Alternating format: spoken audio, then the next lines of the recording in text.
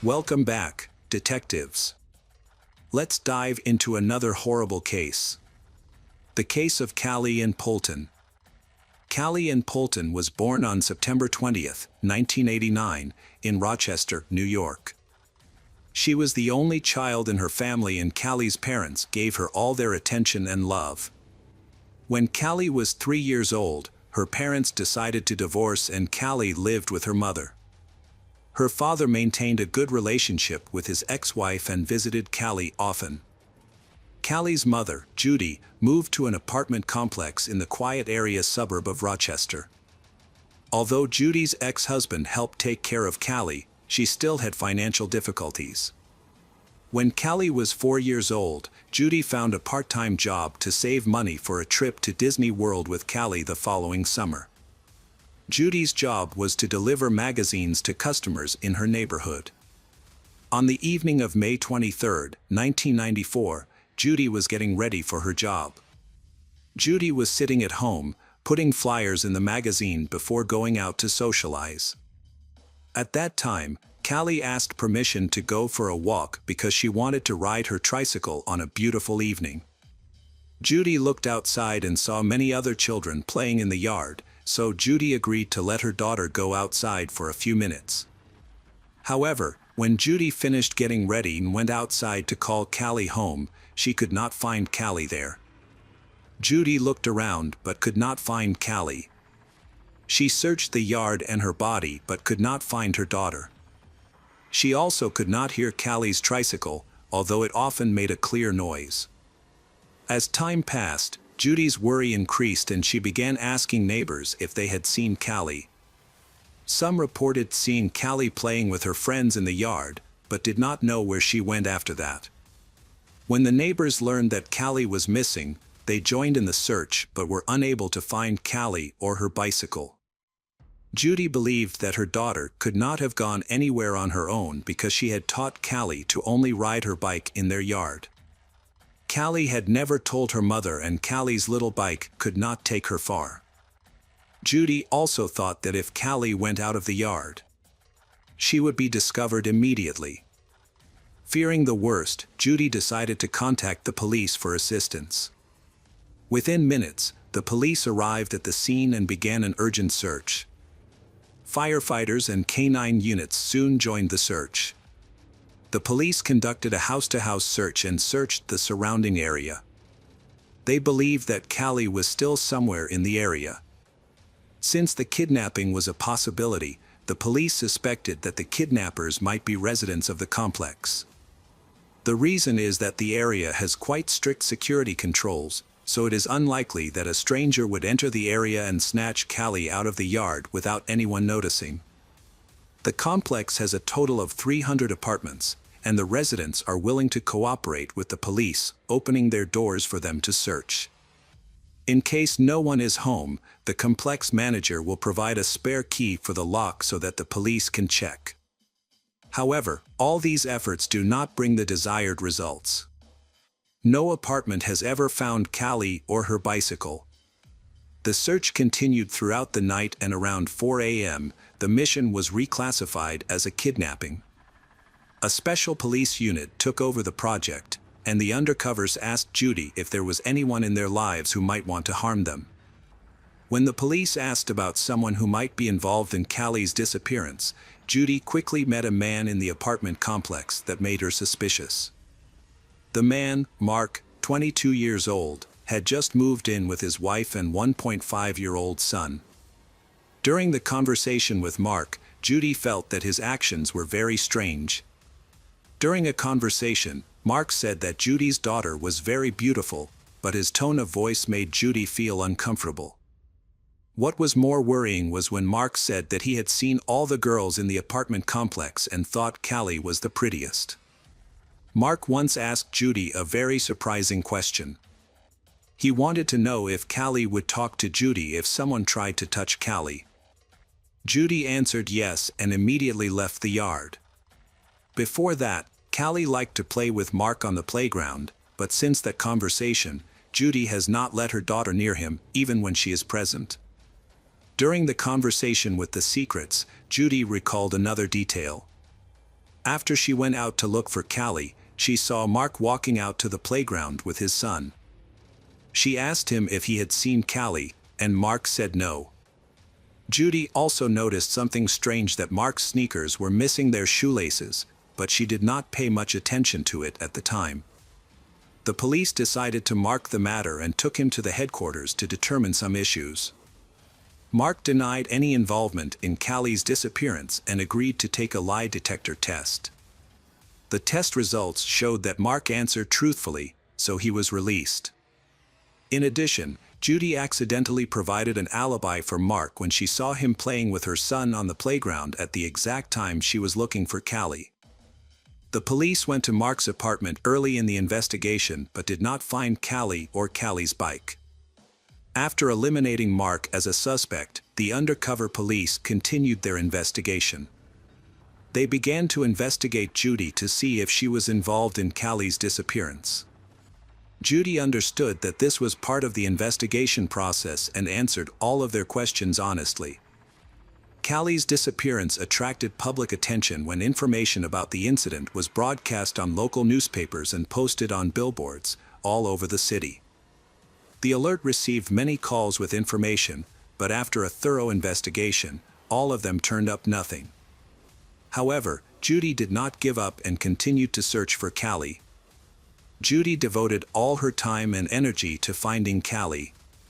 She contacted the media and did everything she could to find Callie.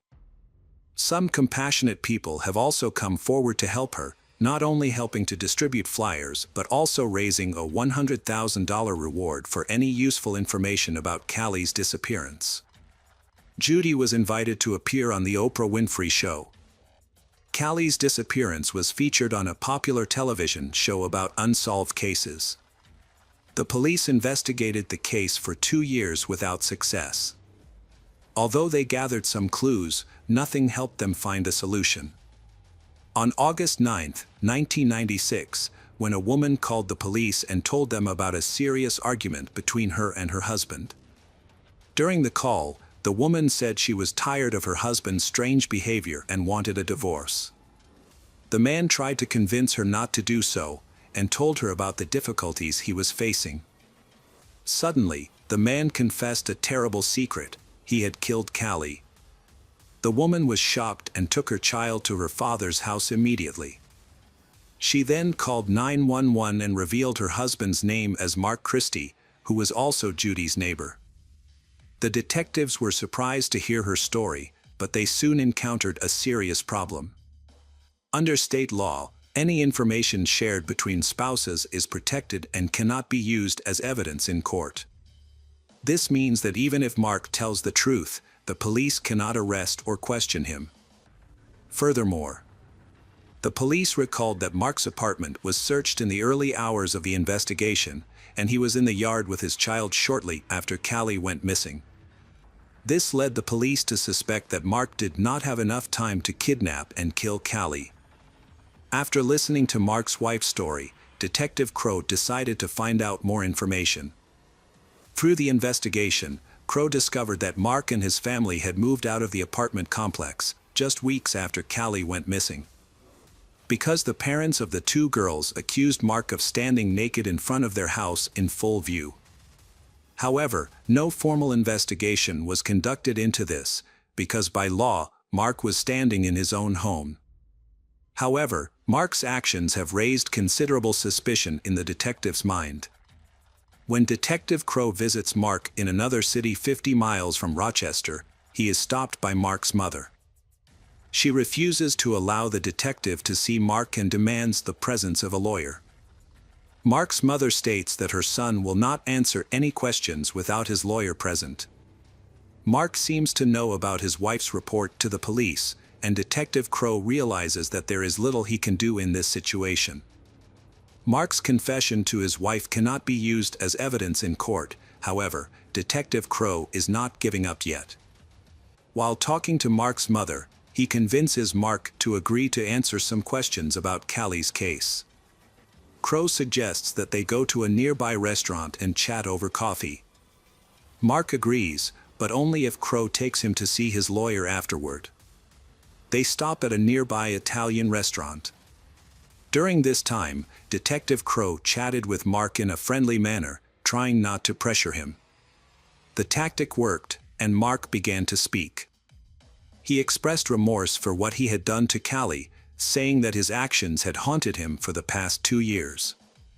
According to Crow, Mark kept seeing Callie's picture in newspapers and flyers, and her face seemed to follow him everywhere. To avoid scaring Mark, Crow approached the conversation cautiously. Although he had known Mark since the early days of the investigation, this was not their first conversation. Crow told Mark that he had fooled the entire police team. Mark responded that he did not want to boast, but the way he had disposed of the bike was very clever. Mark asked Crow if he wanted to know the details, but he warned that he would only talk about the bike and not reveal any more information. Crow tried to keep his tone light and friendly to avoid scaring Mark and gather as much information as possible. Mark wanted Crow to know that Callie's tricycle had been stored in his apartment for 3 days since Callie had gone missing. Mark knew that the police would search all apartments without a warrant because it was protocol when a child was in danger. Mark quickly decided to disassemble the bike into small parts and hide them in hard-to-find places in the apartment. Mark carefully hid some of the parts in his clothes and put them in the closet, while the other parts were put in small bags and hidden in his car. Mark then slowly disposed of these bags, storing them in places far from the apartment. During this time, the police were stationed at the exit of the apartment complex, checking each bike. Since they were only looking for Callie, these small bags did not attract their attention. Detective Crow sees an opportunity to get a full confession from Mark. So he begins to tell Mark that Callie's death may not have been his fault, but a tragic accident. Mark asks what sentence he could face, and Crow suggests that it could be around 25 years. Mark argues that it would be unfair for him to spend half his life behind bars, away from his wife and son. He also says that he has been living with his own personal grief for the past 2 years, and that should be taken into account when making a decision. Although these words may seem like an excuse, Crow continues his tactics. He advises Mark to ease his grief and tell what really happened. Mark says that he is willing to confess everything, but only after talking to a lawyer. Crow understands that the lawyer will not allow Mark to confess to the crime without evidence against him. So Crow told Mark that if he did not tell the truth, Callie's parents would never know what happened to Callie, or whether Callie suffered before she died. Mark replied, "Callie did not suffer." Crow felt that Mark was ready to confess, so he advised Mark to do the right thing for himself, his family, and God. Upon hearing this, Mark looked at Crow and finally admitted his crime. He reiterated that Callie did not suffer and confessed that he had strangled Callie. Mark added to his story that he had not done anything bad to Callie. However, Mark said that that evening, Callie came to his apartment and wanted to play with her 1.5-year-old son. Since he knew that Callie's mother would not agree to her coming to his house, Mark decided to keep quiet about it. When Callie entered the apartment, Callie went upstairs and went into the room to play with Mark's child. After about 10 minutes, Mark heard Callie's mother calling her name in the yard and became worried. Mark feared that Callie's mother would be angry that he had allowed her into the house without permission. Mark decided to go up to and strangle Callie with his bare hands. Detective Crow questioned the accuracy of this story. It seemed that Mark had intended to lure Callie into his apartment by taking advantage of his wife's absence, and the excuse of playing with his son may have been just an excuse. There, Mark may have approached Callie, and when he heard Judy calling Callie's name, he feared that Callie would reveal what had just happened. In addition, Crow also recalled the detail that Judy had seen him wearing sneakers without laces, which he could have used as a deadly instrument. This means that the crime was not spontaneous, but planned by Mark. Mark tried to minimize the severity of his crime by changing some details in the story. But Detective Crow understood that if he spoke out his suspicions, Mark might change his mind and refuse to talk about what he did to Callie. So Detective Crow continued to act and listen to the story. Mark claimed that after the murder, he carried Callie's body into the kitchen and left her on the floor. He then took his son outside to create an alibi for himself in order to divert the police's suspicions. Mark knew that Judy was calling his daughter's name in the yard. In order not to arouse suspicion, Mark wanted Judy to see him. Mark then returned home and placed the laundry basket on top of Callie's body, covering it with clothes. After a few minutes, he put the basket in the trunk of his car and took his son to work. At that time, many people were searching for Callie and no one paid attention to Mark. When he arrived at the company, Mark parked his car and left the laundry basket at the back door of the building. Then he drove forward, then Mark turned back and lied to his co-workers that he had forgotten something at work to cover up his actions. Then Mark climbed onto a tank of liquid coolant and dropped Callie in, before tying a heavy metal object to Callie. Then Mark threw away Callie's clothes, but did not remove Callie earrings. Finally, Mark returned home and joined the search for Callie with other neighbors. Mark took Callie's body out of his workplace before the police arrived to investigate. When confessing his crime, Mark said that killing Callie was a big mistake.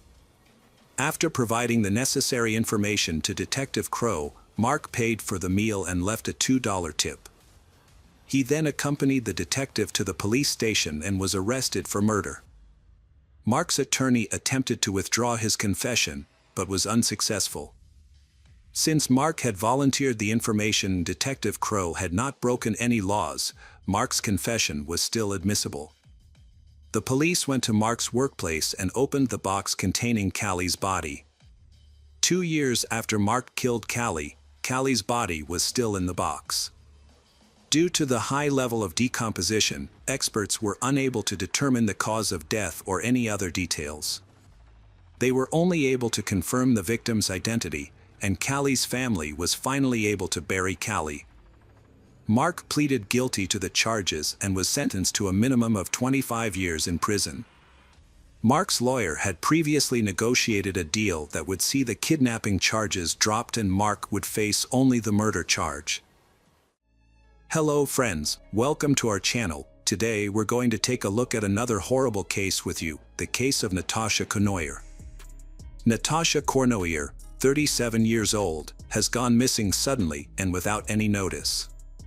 She didn't visit her mother, respond to phone calls, or return home. As the day went on, it became clear that none of her friends or colleagues had seen her either. Her worried relatives reported her missing at 5 p.m., prompting a police investigation. Natasha worked as a public relations specialist for the Correctional Service of Canada. Detectives began by interviewing her co-workers. Upon arrival, they found her car still parked nearby. A nervous-looking man, Michel Trottier, was standing by her vehicle. He claimed to be in a relationship with Natasha and was trying to figure out where she might have gone. The back door of Natasha's car had scratches, but it was unclear if they were related to her disappearance. With no reason to suspect Michel Trottier of involvement, detectives continued their investigation. Co-workers reported that Natasha was at work on October 1, 2009, the day before she vanished. She seemed to be in a good mood, friendly, and untroubled, with no signs of anything amiss.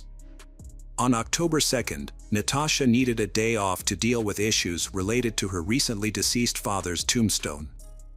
To make up for time, she worked longer hours on October 1st and left the office around 8 p.m. According to her friends, Natasha was a kind and open person with no known conflicts or enemies. The police launched a large-scale search for Natasha, involving aviation and canine units. Initially, they focused on the area around the parking lot but found no clues to aid the investigation.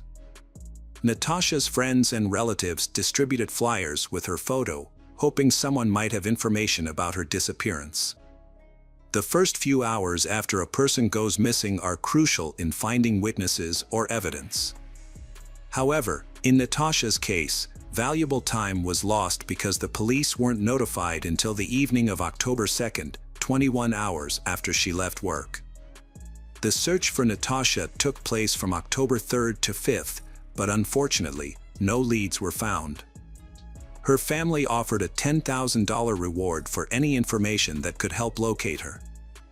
Natasha's boyfriend, Michel Trottier, suspected she had been kidnapped and made a televised plea for her safe release.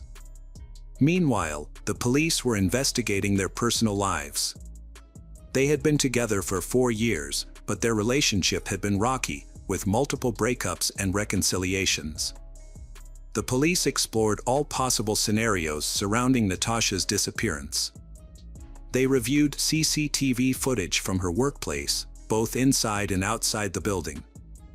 The footage showed Natasha arriving at 9:04 a.m. and leaving at 8:07 p.m. She had parked her car in a poorly lit area of the parking lot, and the cameras captured her walking towards it. However, she eventually disappeared from view due to the darkness. After a few minutes, the car headlights turned on and the car started moving, but instead of heading towards the exit, it drove to the opposite side of the parking lot, which was also poorly lit. The car stopped and the headlights went out. The vehicle remained in this position for about 20 minutes before moving towards the exit. It was determined that this car was not Natasha's, as she owned a Mazda. Further investigation revealed that the car in the video was a Ford Windstar minivan, which had entered the parking lot at 6:35 p.m. and parked next to Natasha's car. Based on the video footage, the police concluded that Natasha Conoyer's disappearance was likely a kidnapping. On the 5th day of the search, October 6, 2009, the focus shifted from finding a missing person to investigating a homicide. Natasha's body was discovered in a vacant lot in the Point Au Trumbull area, approximately 20 miles from her workplace. The body was located next to a dirt road that led to the riverbank. The news of Natasha's death devastated her relatives and friends, who were further disturbed by the medical examiner's report. According to the report, Natasha's cause of death was strangulation. Additionally, she had suffered 9 facial injuries, including a broken nose, and had marks on her wrists and ankles indicating that she had been bound. Seminal fluid was also found inside her body, which would serve as a source of DNA evidence.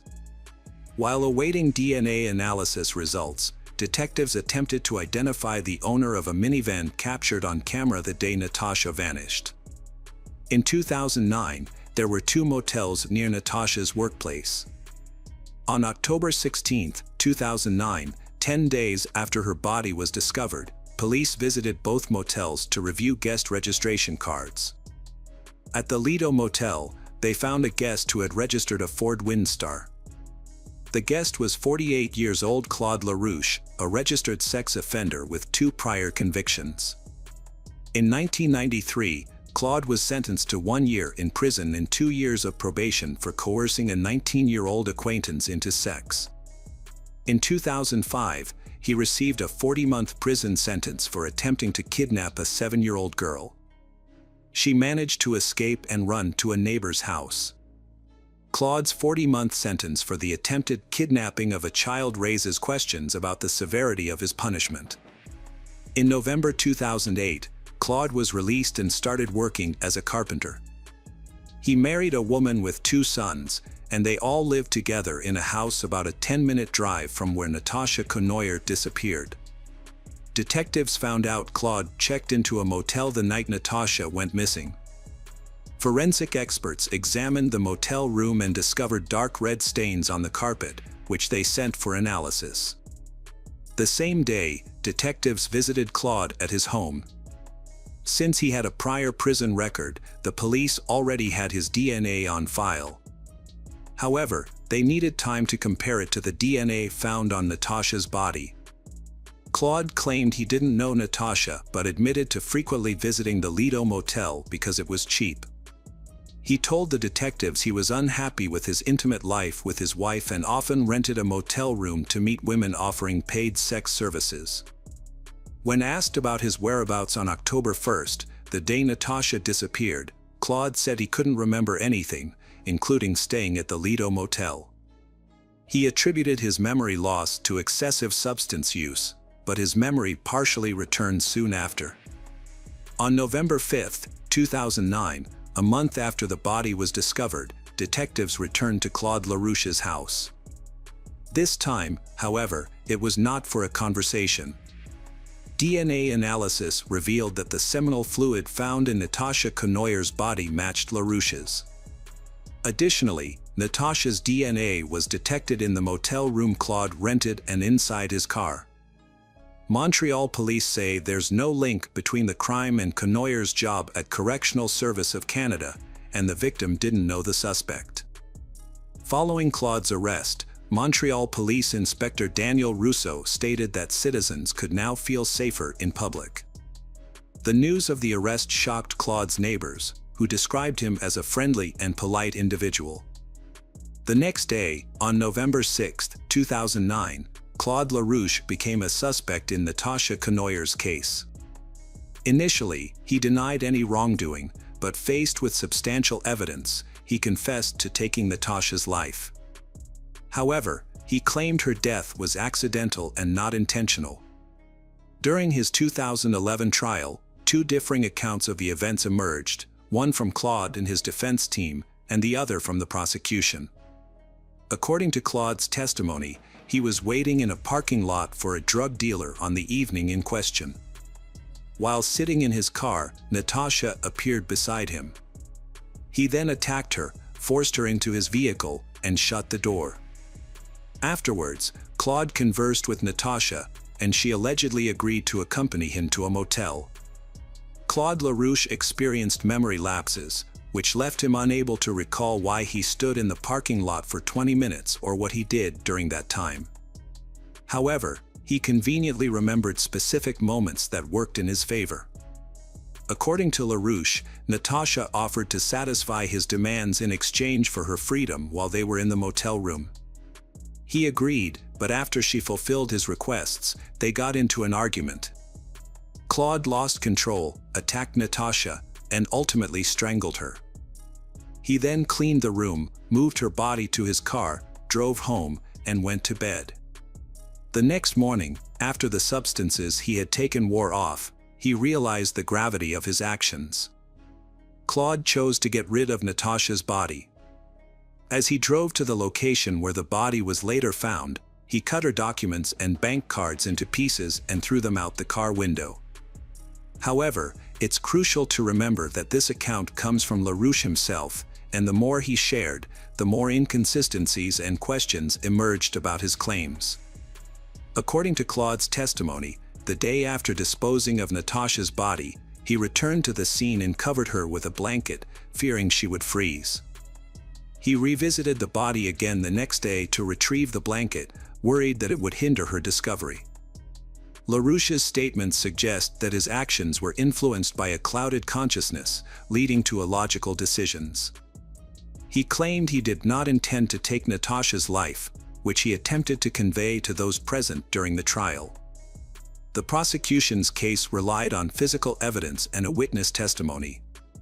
The witness stated that while walking his dog near the parking lot on the day Natasha disappeared, he saw Claude attempt to attack a jogger around 7 p.m. However, Claude retreated when he noticed the witness and his dog. Natasha Conoyer was attacked an hour later. The prosecutor was convinced that Claude had bound and abducted Natasha, taking her to a motel where she ultimately lost her life. In June 2011, Claude LaRouche was found guilty and received a life sentence with the possibility of parole after 25 years. During the trial, it was revealed that just 2 weeks after Natasha's murder, Claude attempted to strangle another woman, Dominique Martel. However, she managed to fend him off by biting his finger. As a result, Claude was deemed a dangerous offender under Canadian law, rendering his prison sentence indefinite and significantly reducing his chances of early parole. Natasha had a peaceful and fulfilling life, with aspirations and objectives, all of which were brutally taken away by a man with a history of serious crimes. Despite his past, Claude was allowed to roam free, living among the community without adequate supervision. The fact that he had previously attempted to kidnap a 7-year-old girl raises questions about how he was able to reintegrate into society without proper monitoring.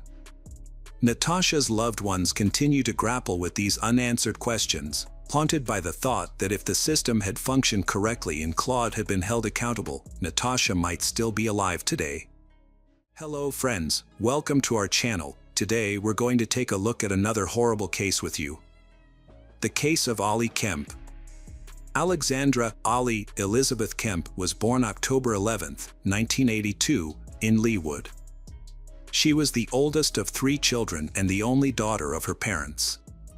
After graduating high school with honors, Alexandra enrolled at Kansas State University.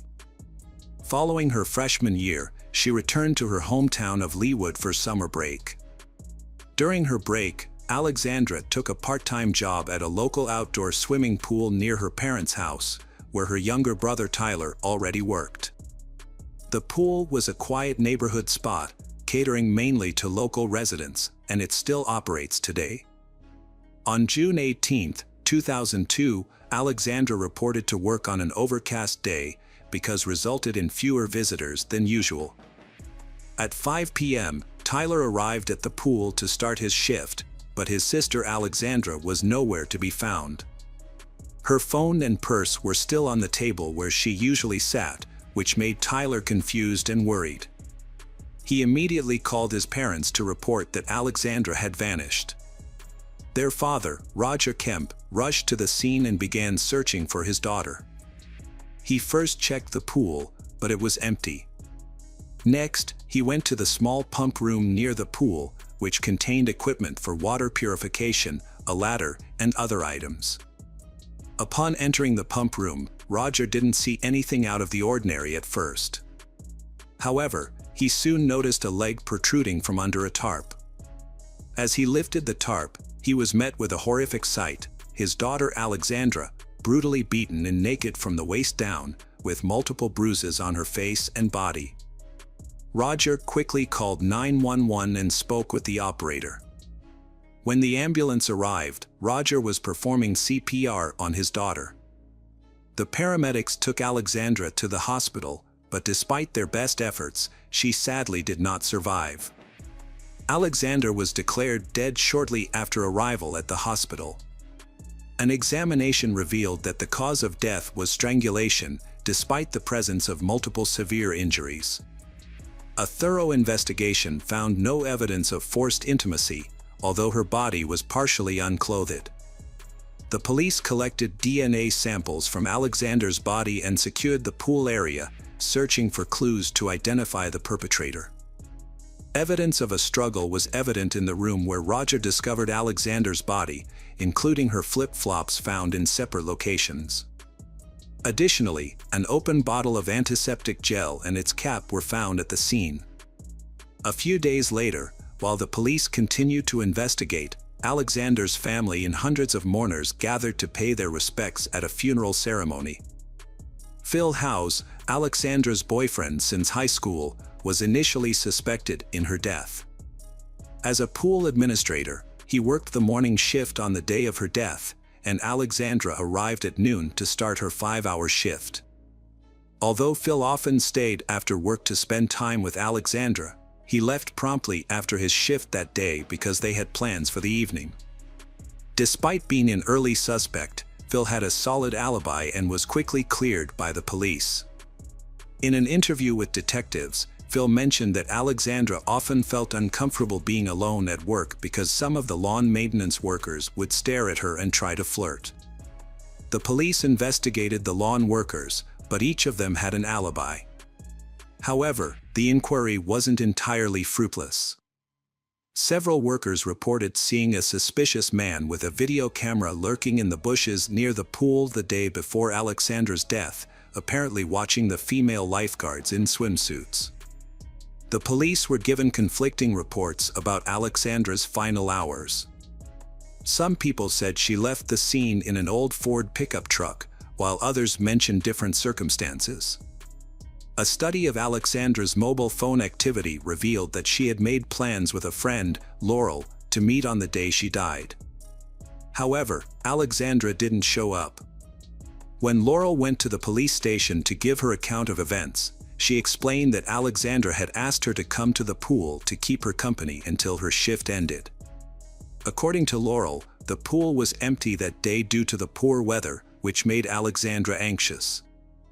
When Laurel arrived at the pool at around 2:30 p.m., she didn't see Alexandra anywhere.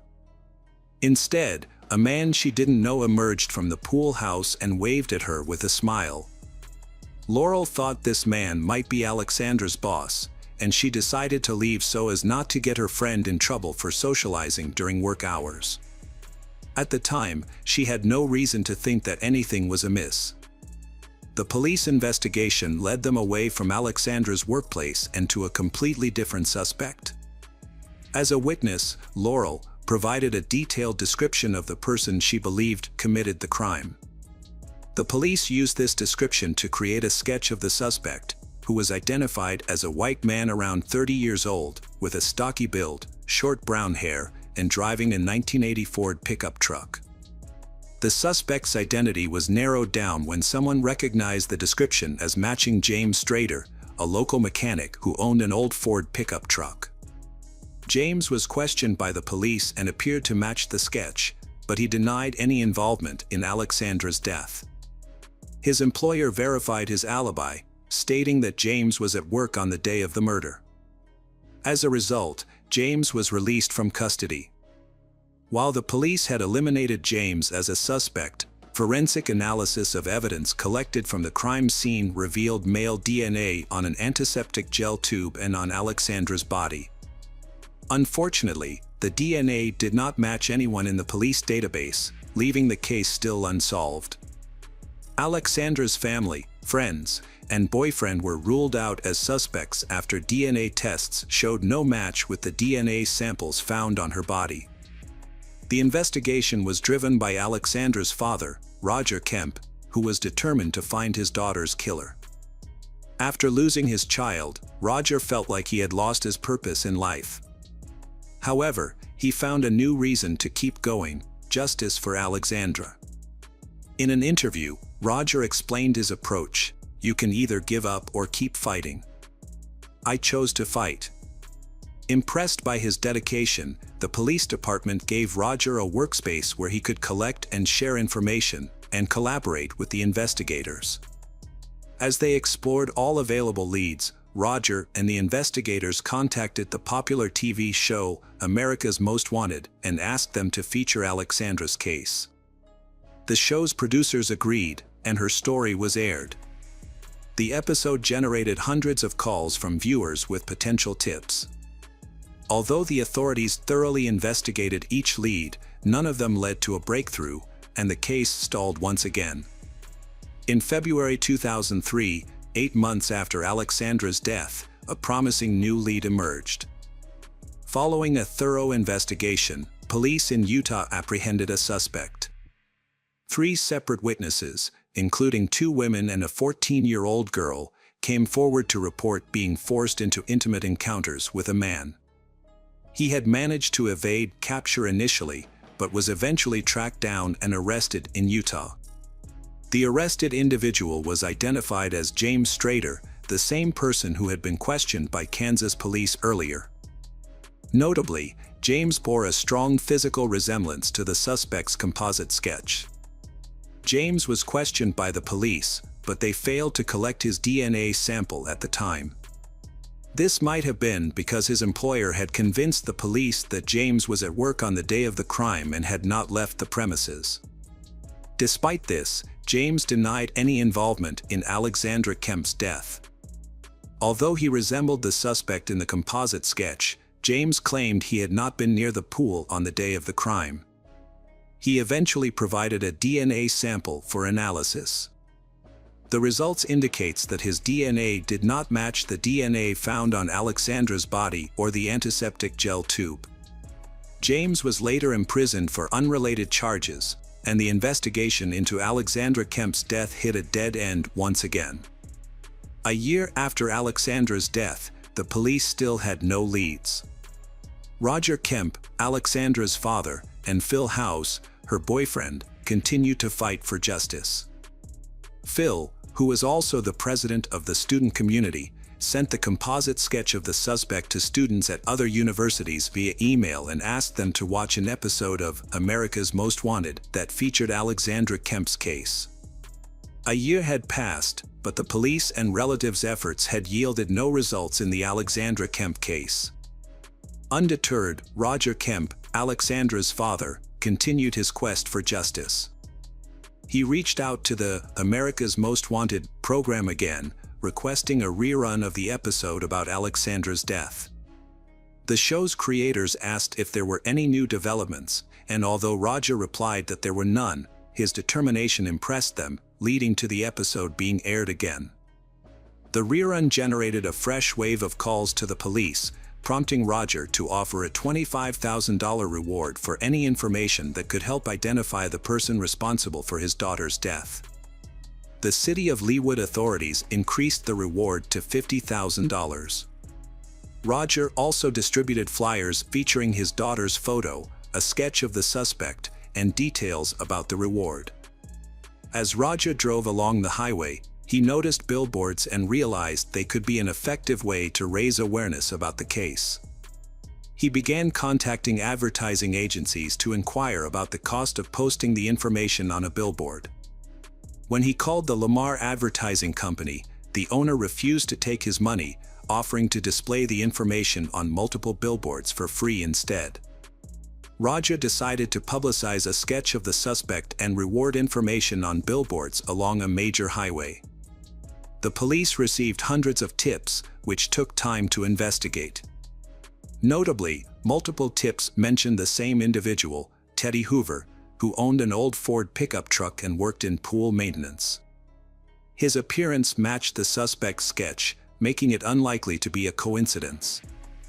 The police launched a search for Teddy Hoover and found his address in Kansas. When they arrived, Teddy answered the door, appearing surprised and nervous. However, this reaction didn't necessarily imply guilt, as many people become nervous when confronted by the police. When questioned about his whereabouts on June 18, 2002, Teddy claimed he couldn't remember, which was understandable given the year time lapse.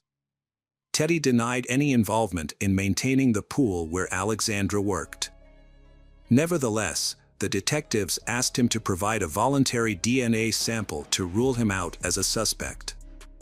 Teddy declined, stating he needed to consult with a lawyer first. He promised to contact the police after speaking with his attorney. The next day, Teddy's lawyer reached out to the investigators, expressing his client's concerns about his DNA sample being added to a database. Teddy reportedly believed in various conspiracy theories and feared that if he cooperated with the police, they would use the information against him in other cases. In an effort to alleviate his concerns, the investigators promised not to enter his DNA into any database and only use it to compare with the DNA found on Alexandra Kemp. The lawyer agreed to speak with his client and said he would call back. As they waited for the call, the police reviewed the case materials again and stumbled upon a piece of paper in one of the folders with a name that caught their attention. On the day of Alexandra's death, detectives began questioning onlookers who had gathered by the pool, trying to determine if anyone had seen anything suspicious. Interestingly, one of the people they spoke with was Teddy Hoover, who had claimed he had never been to the crime scene before. As the investigation continued, detectives grew increasingly confident that Teddy Hoover might be the man they had been searching for over the past 2 years. After several days, investigators contacted Teddy's lawyer to ask if his client was willing to provide a DNA sample. However, the lawyer responded by stating that his client had refused his services and broken off contact. Police immediately went to Teddy's house, but he had already escaped. As a result, the 29-year-old suspect was placed on the National Wanted list. Despite the efforts of the detectives, Teddy managed to evade capture for months. Billboards featuring his image were still up, but the search had yielded nothing. It wasn't until September 2004, when an anonymous caller contacted the police, that a new lead emerged. According to the caller, he knew the name of Teddy's girlfriend, with whom Teddy was living in Kansas. Detectives sought to locate Laura Barr, a woman connected to Teddy Hoover, but discovered she had left the state at the same time he escaped. This led them to investigate further. The U.S. Postal Service informed the Kansas State Police that Laura was receiving mail in Litchfield, Connecticut, along with a man named Benjamin Appleby, at the same address. The house where they resided was secluded and located in a rural area. Authorities suspected that Benjamin Appleby might be an alias for Teddy Hoover. To aid in the investigation, detectives from Leawood contacted the Connecticut State Police, requesting their assistance in locating Benjamin. It was discovered that he had a prior record in Connecticut, with an outstanding arrest warrant stemming from a 1997 incident where he had exposed himself to a schoolgirl. However, Benjamin had evaded capture and fled the state. With the existing warrant, detectives proceeded to the address associated with Benjamin's mail. Upon arrival, they found him at home and immediately took him into custody.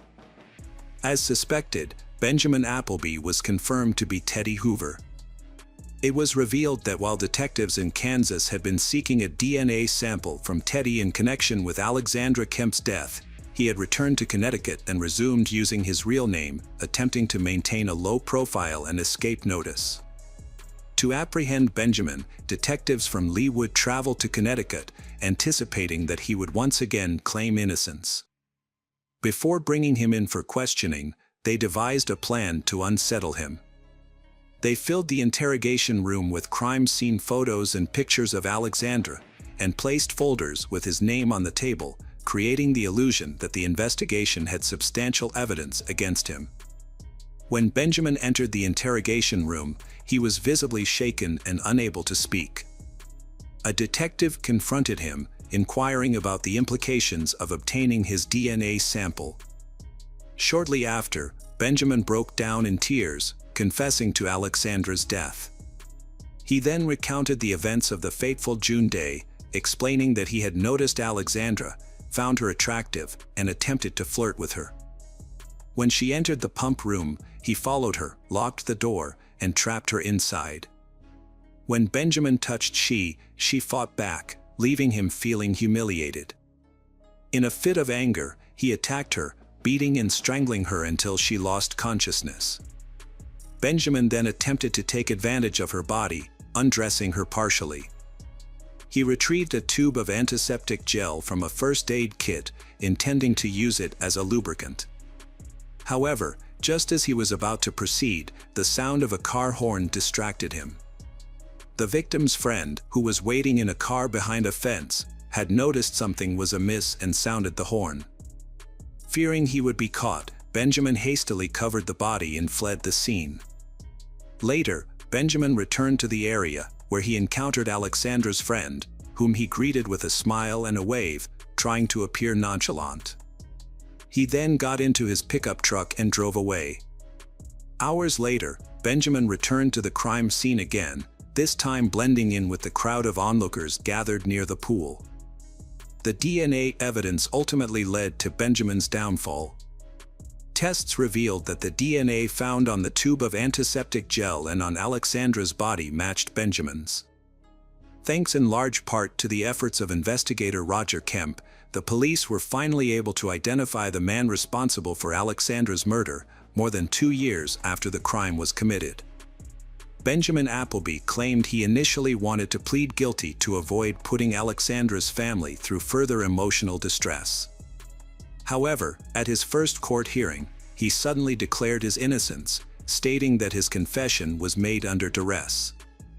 Despite this, DNA analysis revealed that his DNA was the only sample found on the victim's body, making it difficult to dispute his involvement. Benjamin's lawyers attempted to argue that their client did not intentionally take Alexandra's life, admitting that he was responsible for her death but claiming it was not premeditated. However, Forensic experts pointed out that Benjamin had strangled Alexandra for approximately 10 minutes, during which time he could have stopped but chose not to. The prosecution argued that Benjamin's sole intention was to observe Alexandra. On the day of the incident, June 18, 2002, the pool area was empty due to cloudy weather, allowing Benjamin to take advantage of the situation. He was found guilty by a jury in December 2005 and sentenced to life imprisonment with the possibility of parole after 50 years, as well as an additional 19 years for attempting to force Alexandra into intimacy. In 2019, Benjamin appealed the decision, but the court upheld the life imprisonment sentence for first-degree murder. The Court of Appeal also ruled that the attempt to force Alexandra into intimacy was already taken into account during the initial sentencing. Benjamin was sentenced twice for the same crime, prompting the court to overturn the second conviction. However, even if Benjamin is released on parole, he will be 81 years old by that time. The authorities involved in the case credit Roger Kemp's persistence for helping them catch the culprit. While Benjamin was in prison, Roger and his wife established a self-defense program for girls, teaching thousands of girls and women across the country basic self-defense techniques. Roger Kemp's tireless efforts to bring attention to the case and his work in creating a safe community did not go unnoticed. He was awarded the Presidential Citizens Medal by Barack Obama at the White House. Until his passing at 77 on March 1, 2022, Roger continued to work for the foundation he established in his daughter's name. His ultimate goal was to make a difference in at least one person's life. Hello friends, welcome to our channel. Today we're going to take a look at another horrible case with you. The case of Vanessa Marcotte. On August 7, 2016, 27-year-old Vanessa Marcotte visited her mother, Rosanna, in Princeton, Massachusetts. Vanessa, an active person who enjoyed outdoor activities like walking, yoga, and running, decided to go for a run on that warm and sunny day. She was scheduled to take a bus to New York City later that day, where she worked and lived. However, Vanessa failed to return home after her run, which was unusual for her. Her concerned mother, Rosanna, sought help from the police. The case drew widespread national media attention due to its rarity in Princeton, which had not seen a similar incident in 30 years. Vanessa Marcotte was born on June 17, 1989, in Leominster, Massachusetts. She was an exceptional student and graduated with highest honors from Boston University in 2011, earning a bachelor's degree in communications. After college, she worked at WordStream, an online marketing software startup in Boston, before becoming an account manager at Google's New York City office. Every couple of months, Vanessa would visit her mother and aunt in Princeton, a small rural town with a population of around 4,000. As an only child, Vanessa's mother, Rosanna, cherished their time together and looked forward to her daughter's visits. On Sunday, August 7, 2016, Vanessa left her mother's house on Brook Station Road around 1 p.m. to go for a run before catching the commuter bus back to New York later that day. The area she planned to run in was familiar to her. However, when several hours passed and Vanessa failed to return, her mother grew concerned and contacted the police. Officers promptly launched a search, focusing on the route Vanessa was expected to have taken. At 8:20 p.m., a police dog tracked the scent to a densely vegetated area about 60 yards from the road and less than a mile from Rosanna Marcotte's home. There, the search team found the body of a woman, who was quickly identified as Vanessa Marcotte. A preliminary examination revealed that her death was a result of a crime. Vanessa's body was found without clothes, and it had burn marks on her legs, hands, and face. The location where the body was discovered was secluded, with no nearby houses, only the road and woods on either side. Vanessa's cell phone and headphones were missing, and despite a thorough search of the surrounding area, police were unable to find them. Investigators believed that the perpetrator had intentionally taken these items to avoid leaving behind DNA evidence. A sneaker with burn marks was found next to the body, and similar burn marks were discovered in other locations. Detectives concluded that the perpetrator had used gasoline in an attempt to destroy DNA evidence. A forensic investigation into Vanessa's death revealed that she was killed by strangulation. Her struggles against her attacker resulted in the presence of an unknown person's DNA under her fingernails. The fact that her clothes were removed suggests a brief but clear motive. The medical examination found evidence of contact with a male. DNA testing did not produce a match in either local or national databases. The violent crime sent shockwaves through the small town of Princeton, with a population of under 4,000 people. The incident was highly unusual for the area, prompting widespread concern. Local authorities urged residents of Princeton and surrounding areas to remain vigilant and report any suspicious activity to the Massachusetts State Hotline or the Princeton Police Department. In a press conference on August 11, Worcester District Attorney Joseph Early Jr. confirmed that the suspect is likely a male who sustained minor injuries, including cuts, bruises, and scratches, during the struggle with Vanessa. The news of Vanessa Marcotte's death sent shockwaves through her family, the Princeton community, and her co-workers. A Google spokesperson expressed the company's condolences, describing Marcotte as a beloved team member who worked in the New York office for a year and a half. She was known for her bright smile, dedication to volunteer work, and enthusiasm for Boston sports. Google is deeply saddened by her loss and is thinking of her family and friends. Boston University, Vanessa Marcotte's alma mater, also paid tribute to her. The university's executive director of media relations, Colin Riley, said, "We are heartbroken for her family and friends. They are in our thoughts and prayers."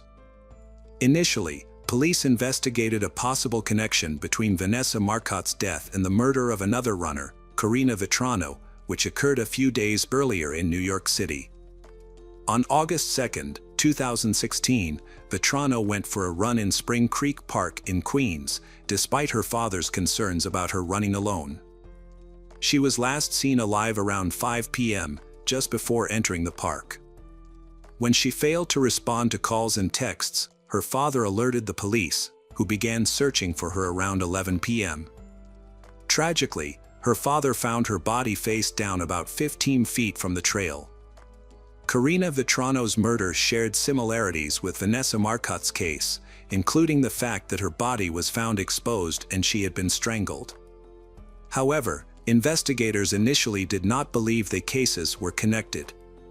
6 months after Vetrano's murder, 20-year-old Chanel Lewis was arrested and later sentenced to life in prison without parole after his DNA was matched to evidence found on Vetrano's body. In contrast, the investigation into Vanessa Marcotte's murder remained ongoing.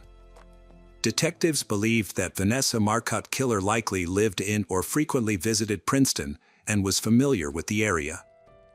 They also thought that Vanessa Marcotte did not know her killer and that their encounter was accidental. To aid in the investigation, law enforcement set up separate 24-hour phone lines for the public to report any information. A key eyewitness came forward, reporting that they saw Vanessa stop at a local convenience store for a drink of water around 1 p.m. on August 7th. She was last seen walking and talking on her cell phone. The attack on Vanessa is believed to have occurred within 2 hours of her being seen outside the store. Her phone was last active at 2:11 p.m. and has remained off since. Despite an extensive search of the area where her body was found in the surrounding neighborhood, police initially found few leads.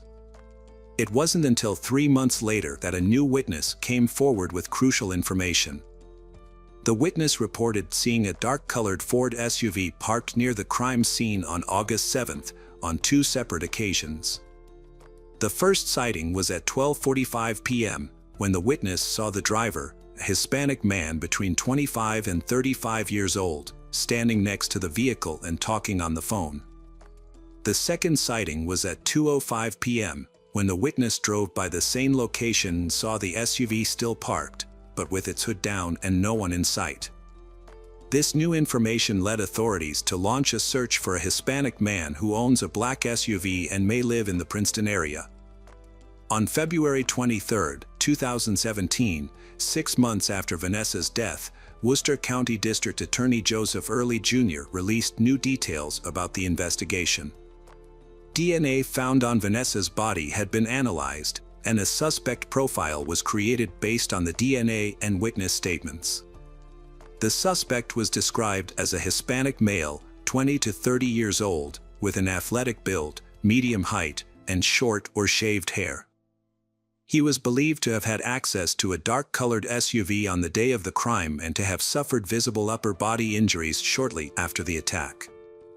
About 3 weeks later, a police officer in Worcester County spotted a man who matched the suspect's description.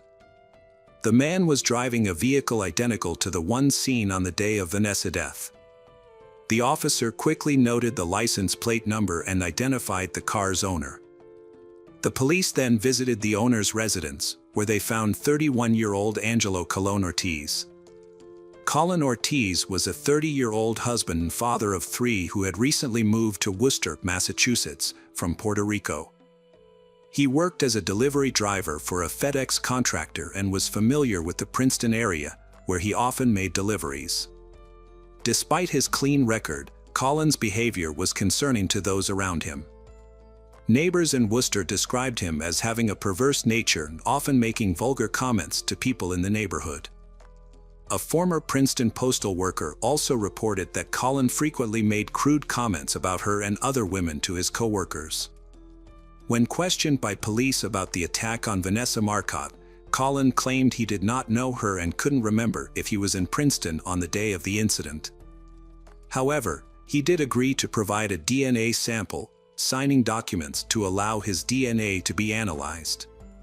The lab took some time to process the DNA test, which ultimately revealed a match between Colin Ortiz's DNA and the DNA found under Vanessa Marcotte's fingernails on April 15, 2017. As a result, Colin was arrested and charged with the crime just 3 days later. Prosecutors presented evidence that on the day of the murder, Colin purchased $5 worth of gasoline from a store located 6 miles from the crime scene at 2:35 p.m. This suggested that Colin had returned to the scene after Vanessa's death in an attempt to destroy evidence, including his DNA on her body. The district attorney argued that the DNA evidence was collected through proper procedures, which led to the charges against Colin.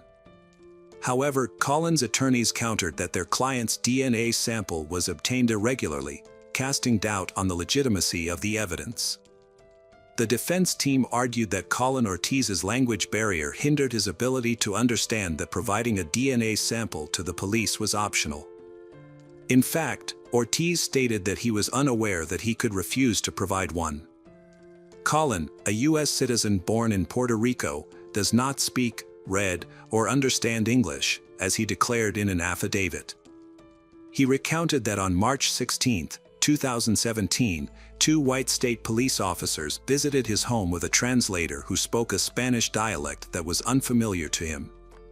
The trial extended for several years, ultimately leading to Judge Janet Kenton Walker's decision on January 11, 2022, to deny the defense's motion to suppress the DNA evidence. Colin maintained his innocence to the original charge of first-degree murder, but through a plea agreement, he pleaded guilty to the lesser charge of second-degree murder, which carries a shorter sentence. Angelo Colin Ortiz, 36, pleaded guilty to the robbery charge and was sentenced to life in prison in October 2022. As part of the plea bargain, Colin will serve 20 years for the robbery charge, followed by a life sentence with a minimum of 25 years before being eligible for parole. This means he will spend at least 45 years in prison before he can be considered for parole. The Vanessa Marcotte family agreed to the plea bargain to avoid a lengthy and emotionally challenging trial. In a statement, they expressed relief that the trial ended in a way that ensures Colin will no longer be able to harm anyone. Vanessa Marcotte's father stated that he is pleased that the monster will be kept off the streets and that he will not live to see Colin's parole hearing.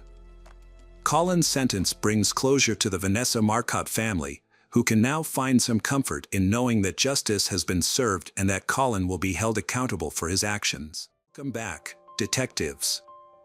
Let's dive into another horrible case. The case of Aya Hashim.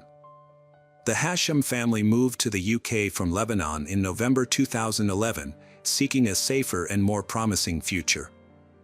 Aya's father, Ismail, wanted his children to have a good education and become valuable member of society. He applied for asylum for himself and his family, and after receiving a residence permit, they settled in Blackburn. Aya was a driven and ambitious young woman with big plans for her life. She was a law student at Salford University.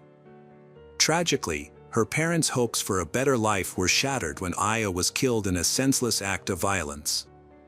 On May 17, 2020, Aya left her house to go to a nearby supermarket at around 3 p.m. However, she never returned home. About an hour later, Aya's father went out to look for her. Aya's mother searched online and discovered the news that a woman had been shot in their neighborhood. Soon after, Aya's parents received the devastating news that their daughter had been killed in the shooting. Aya was walking on King Street when a car drove by with multiple occupants. One of the individuals in the car fired 2 shots, one of which fatally hit Aya. 19-year-old Aya Hashim was fatally shot on King Street and died the same day despite medical efforts. The police do not think the incident was motivated by racism or religious hatred. Deputy Chief Terry Woods is seeking the public's help in gathering evidence. He asks anyone with dashcam footage or surveillance cameras to come forward if they have recordings of a green Toyota Avensis car or any suspicious activity. According to Deputy Chief Woods, Aya was an innocent bystander who was shopping for her family when she was accidentally caught in the crossfire. The shooting involved a green Toyota Avensis car. Witnesses report that 2 rounds were fired from the vehicle, and sadly, Aya was hit. Later that day, police discovered the Toyota Avensis car involved in the shooting abandoned near the scene of the crime. They also obtained CCTV footage of the incident.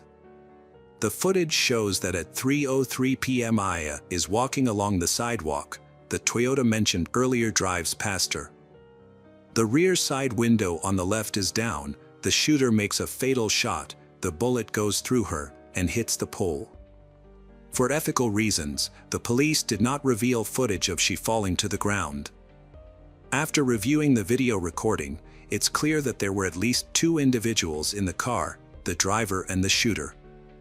Following the shooting, the perpetrators quickly fled the scene and abandoned the vehicle on a nearby street. Within 2 hours, the police located the car and initiated a search for its owner. Aya Hashim was caught in the crossfire of a shooting incident that occurred near Khan's car wash. Following her death, the police launched a massive operation to apprehend the suspects, who had fled the UK, with the assistance of international law enforcement. 8 individuals were initially charged in connection with her death. Aya's death was ultimately determined to be a tragic accident. She was an innocent bystander. The shooting was actually a targeted attack on the owner of Khan's car wash, who was a competitor of Pharaoh Suleiman. It was Suleiman who allegedly hired a hitman to take out Khan, but the bullet mistakenly hit Aya instead. According to the video recording, at the time of the incident, Aya was standing a few feet away from a pole. The first bullet fired missed its intended target and hit something near a man, as evidenced by the splashing water. The key point here is that the shooter made a mistake.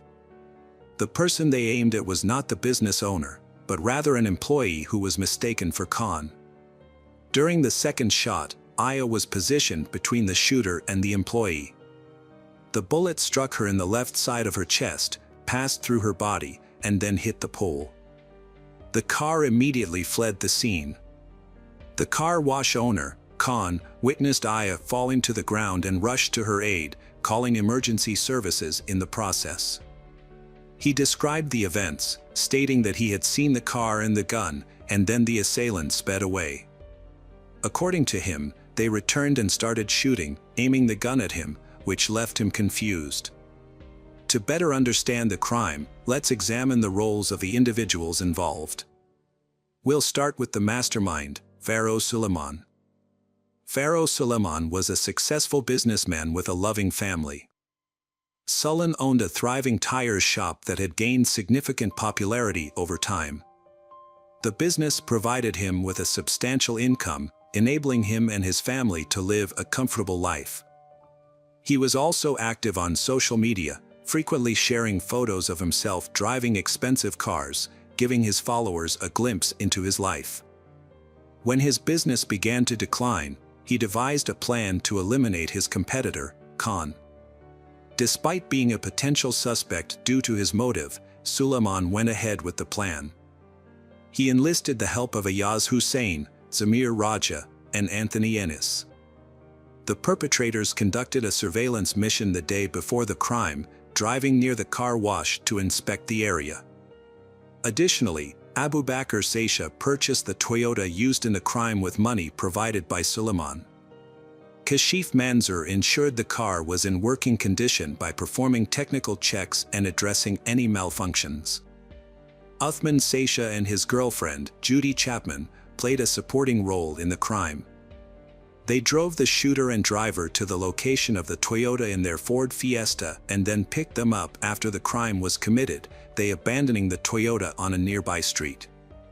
According to the inquest, at 1:14 p.m., Judy Chapman and Uthman Saisha picked up Raja and Ennis from Bolton and drove them 13 miles to Blackburn, where the Toyota was parked. Kashif Manzoor made sure the Toyota was ready as all 4 men drove to Blackburn. However, when they stopped a couple of miles from the car wash, the Toyota wouldn't start due to a dead battery. Manzoor jumped the battery using another car's battery and some wires. With the car started, Manzoor handed it over to Raja and Ennis, then returned to the service station where Suleiman was waiting, watching from a front row seat to see what would happen. The Toyota approached the corner with its windows rolled down. Ennis and Raja circled the block several times, waiting for the perfect moment to act. They needed to be on the same side of the street as Khan's car wash. Meanwhile, Manzoor and Suleiman were observing the situation unfold. On the 4th pass by the car wash, the Toyota slowed down. Coincidentally, Khan was on the street at that exact moment. However, the shooter, Zamir Raja, made a mistake and fired the first shot at a different employee, not Khan. Fortunately, the first bullet missed its target. But the second bullet hit Aya. Following the shooting, Raja and Ennis fled the scene, abandoning their vehicle and getting into a car with Judy Chapman and Uthman Saisha, who drove them away from Blackburn. When police reviewed the video of Suleiman's store, Ayaz Hussein entered the store. Suleiman signaled to the others who were aware of the incident to leave the room and go to the 2nd floor. Abu Bakr Saisha, who had bought the Toyota involved in the crime, was sitting behind them. When Abu Bakr Saisha overheard the police radio mention that the perpetrator's car had been found, he immediately got up to discuss something with Suleiman. 9 days after Aya's murder, Zamir Raja, the shooter, fled to Portugal and met Anthony Ennis, the driver of the Toyota, at Lisbon Airport. Both men had escaped the country. Meanwhile, the police were arresting the individuals involved in the crime. Pharaoh Suleiman, the mastermind, was arrested on May 18th, the day after Aya's murder. Abu Bakr Saisha was arrested on May 19th, and Judy Chapman and Uthman Sada were arrested on May 20th. Ayaz Hussein and Kashif Manzoor were arrested on May 21st. Zamir Raja, who had hoped to return to England without being detected, was arrested at a London train station on June 6. Anthony Ennis was caught in Spain on July 4th and extradited to the UK. Aya Hashim was murdered and Khan, the owner of a car wash, was nearly killed in a violent crime. Several suspects were charged, and at first, all of them denied any involvement. However, as the investigation continued and the pressure mounted, their stories began to contradict each other as they tried to downplay their roles in the crime. As the suspects' testimonies became more inconsistent, they started to turn on each other, revealing crucial details about the crime to the police. Each suspect tried to avoid a long prison sentence by blaming the others. On August 5, 2021, the court delivered its verdicts, resulting in severe sentences for all those involved.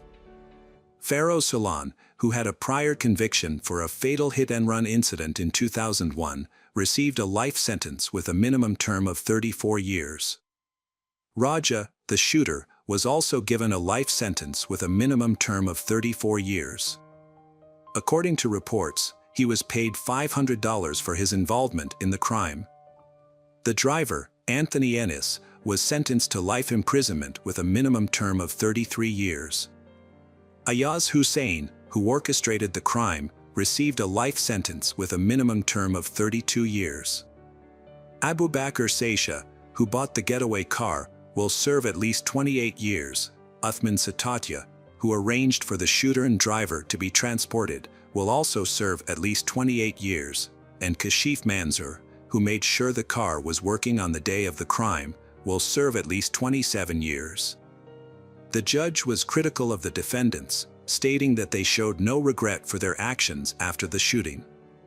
Instead of taking responsibility, they tried to deceive and manipulate their way out of trouble. When that failed, they turned on each other in an attempt to save themselves. Judy Chapman was found guilty in October 2021 of involuntary deprivation of life.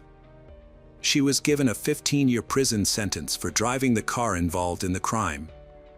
However, investigators have since discovered that other individuals were involved in the crime. This was revealed through analysis of communication between the convicted parties.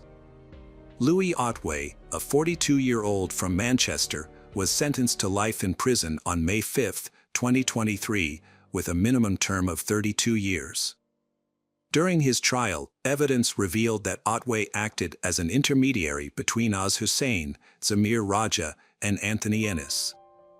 Specifically, he assisted Hussain in committing a crime. Another person, Banbridge, was also involved in the case. She was the 10th person to be found guilty. Prosecutors said that Banbridge met with Raja and Ennis in Bolton, took their phones, and turned them off. Then, she drove to Trafford and turned the phones back on in different locations, making it seem like Raja and Ennis were in Greater Manchester, not Blackburn, when a shooting happened. This was done to create a fake alibi for the two men. Banbridge, 32, admitted to conspiracy to pervert the course of justice and was sentenced to 23 months in prison on August 11, 2023. This was the last conviction in the case of Aya Hashim. Hello friends, welcome to our channel. Today we're going to take a look at another horrible case with you. The case of Jennifer Londano.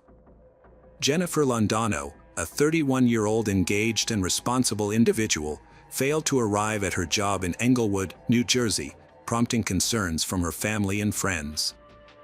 As the manager of the newly opened Luna Lounge on Armory Street, Jennifer was a diligent worker with a spotless attendance record. However, on June 25, 2017, she vanished without a trace after closing the bar in the early morning hours. When she didn't show up for her shift that evening, her co-workers grew worried and attempted to contact her. But her phone was switched off, which was unusual because she always maintained regular communication with them. This lack of response heightening their anxiety, her loved ones decided to file a missing person report with the police, highlighting that she always checked in with them before going anywhere. As the investigation began, police visited Jennifer's apartment, where she lived alone. The officers found the front door locked with no signs of forced entry or damage. Upon entering the apartment, they initially noticed nothing out of the ordinary.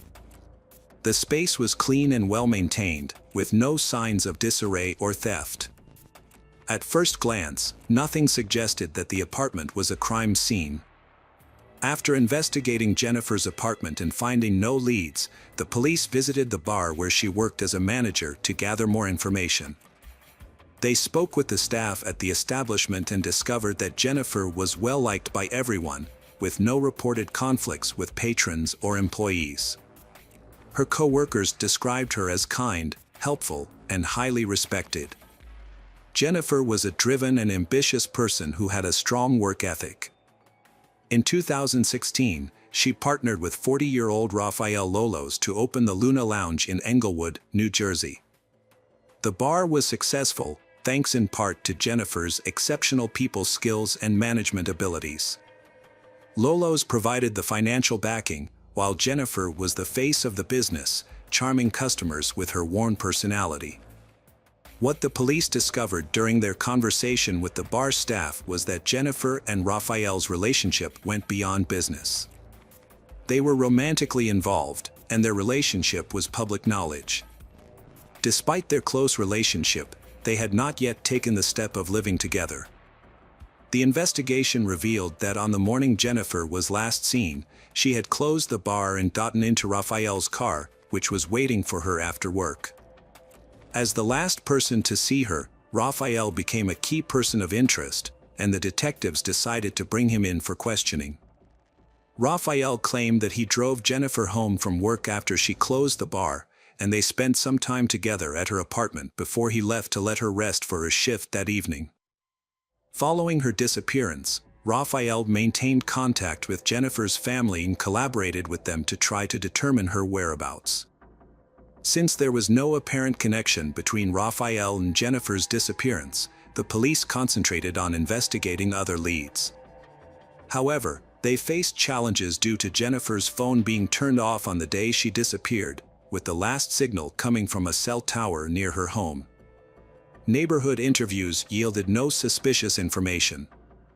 As part of the investigation, the police requested banking records, as they often provide crucial clues in such cases. When the bank shared the data, it revealed an unexpected development: Jennifer's bank card had been used even after she went missing. The investigation led detectives to suspect that Jennifer was intentionally hiding, but her family strongly disagreed, convinced that she would never willingly cause them distress. To gather more information, the police began to investigate the activity on her card, seeking to determine when, where, and how it was used. 2 days after Jennifer's disappearance, on June 27th, a pedestrian walking along Pier 44 in Brooklyn noticed something unusual in the water.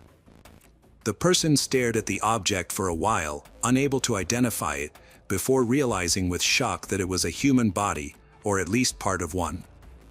The police were summoned to the scene, and the pier was sealed off. A thorough search by divers yielded no additional body parts or evidence. The police faced a daunting challenge in identifying the victim, but a potential lead emerged.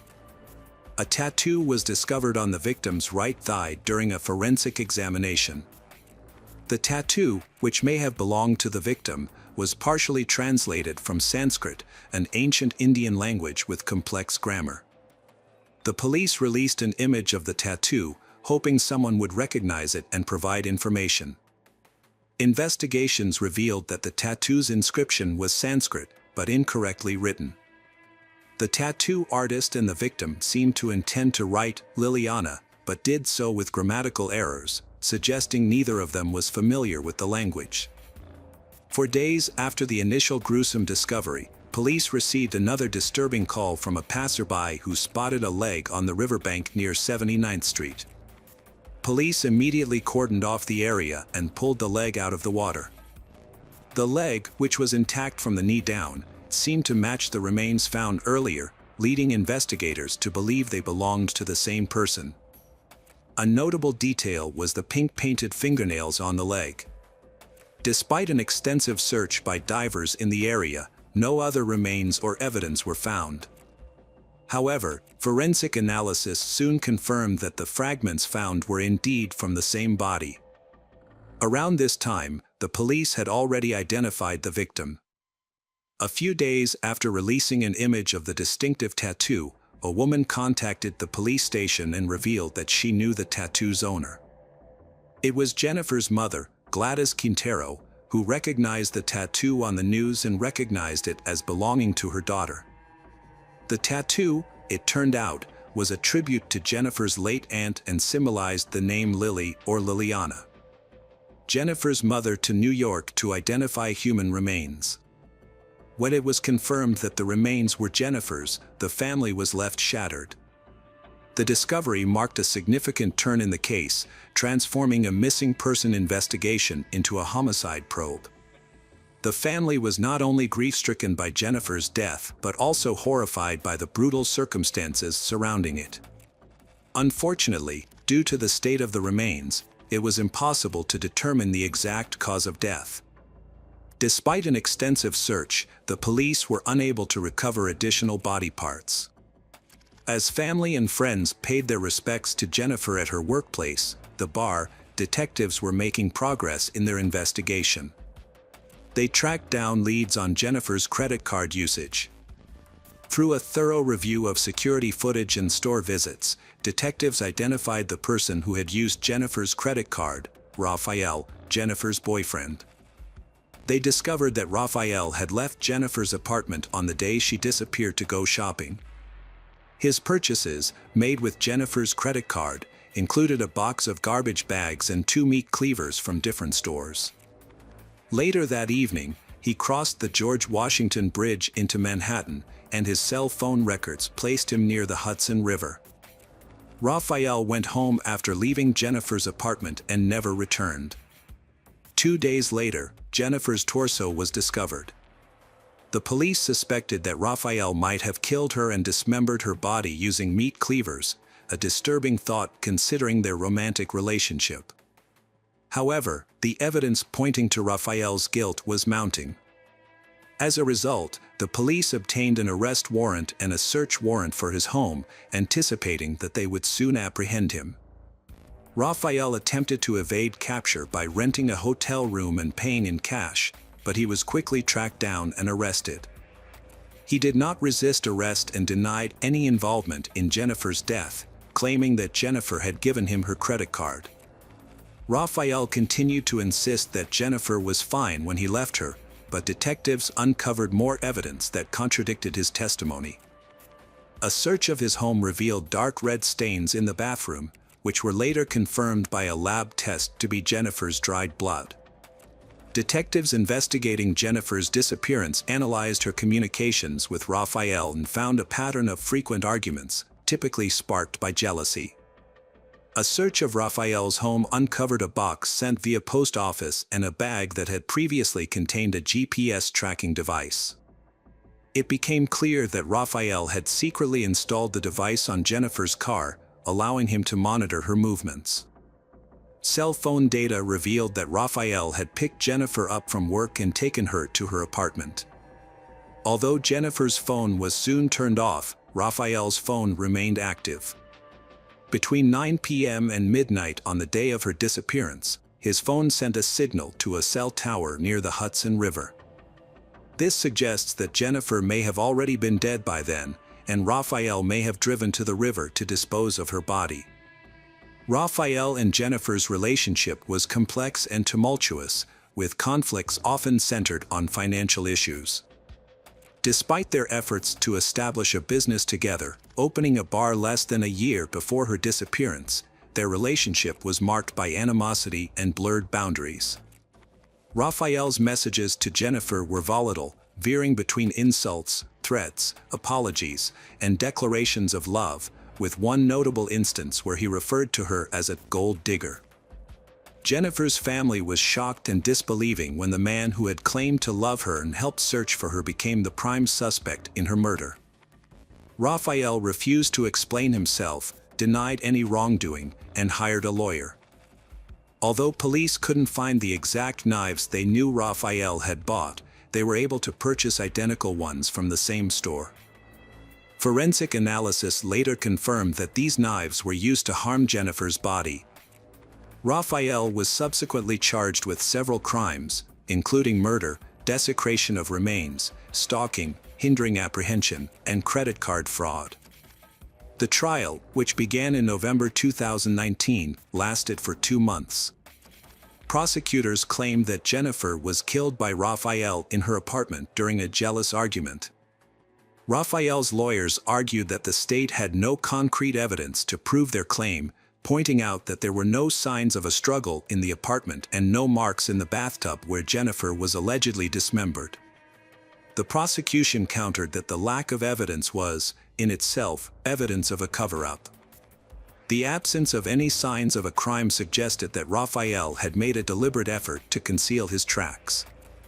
The bathtub, in particular, was found to be remarkably clean, with no DNA or physical evidence linking Jennifer to the scene. The prosecutor pointed out that an ordinary person's bathtub would not be as clean as the one in question. During the trial, Jennifer's mother emotionally addressed the judge, stating that the defendant had destroyed her life and her family. She emphasized that Jennifer was her beloved daughter, and the defendant's actions had left her devastated. After reviewing the case, the judge determined that Raphael was consumed by an obsession with Jennifer. When given the opportunity to speak, Raphael refused, only communicating with his lawyer.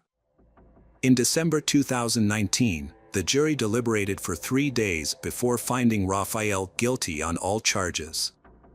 The verdict was officially announced in February 2020. As a result, 43-year-old Raphael received the maximum sentence, life in prison with the possibility of parole after 63 years. This means he will be 106 years old before he can be considered for parole. Unfortunately, the remainder of Jennifer's body was never found. Hello friends, welcome to our channel. Today we're going to take a look at another horrible case with you.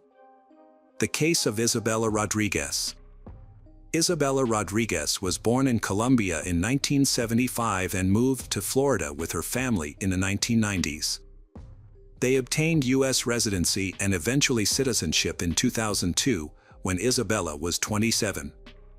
She married William Hellman, but they divorced in 2015 after a decade together. Isabella then met Louis Bennett online, and they began a romantic relationship. In 2016, Isabella and Louis had a daughter named Amelia.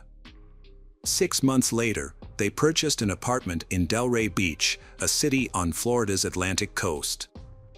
They married the following month, in February 2017. At the time, Isabella worked as a real estate agent, and Louis owned a small solar panel company.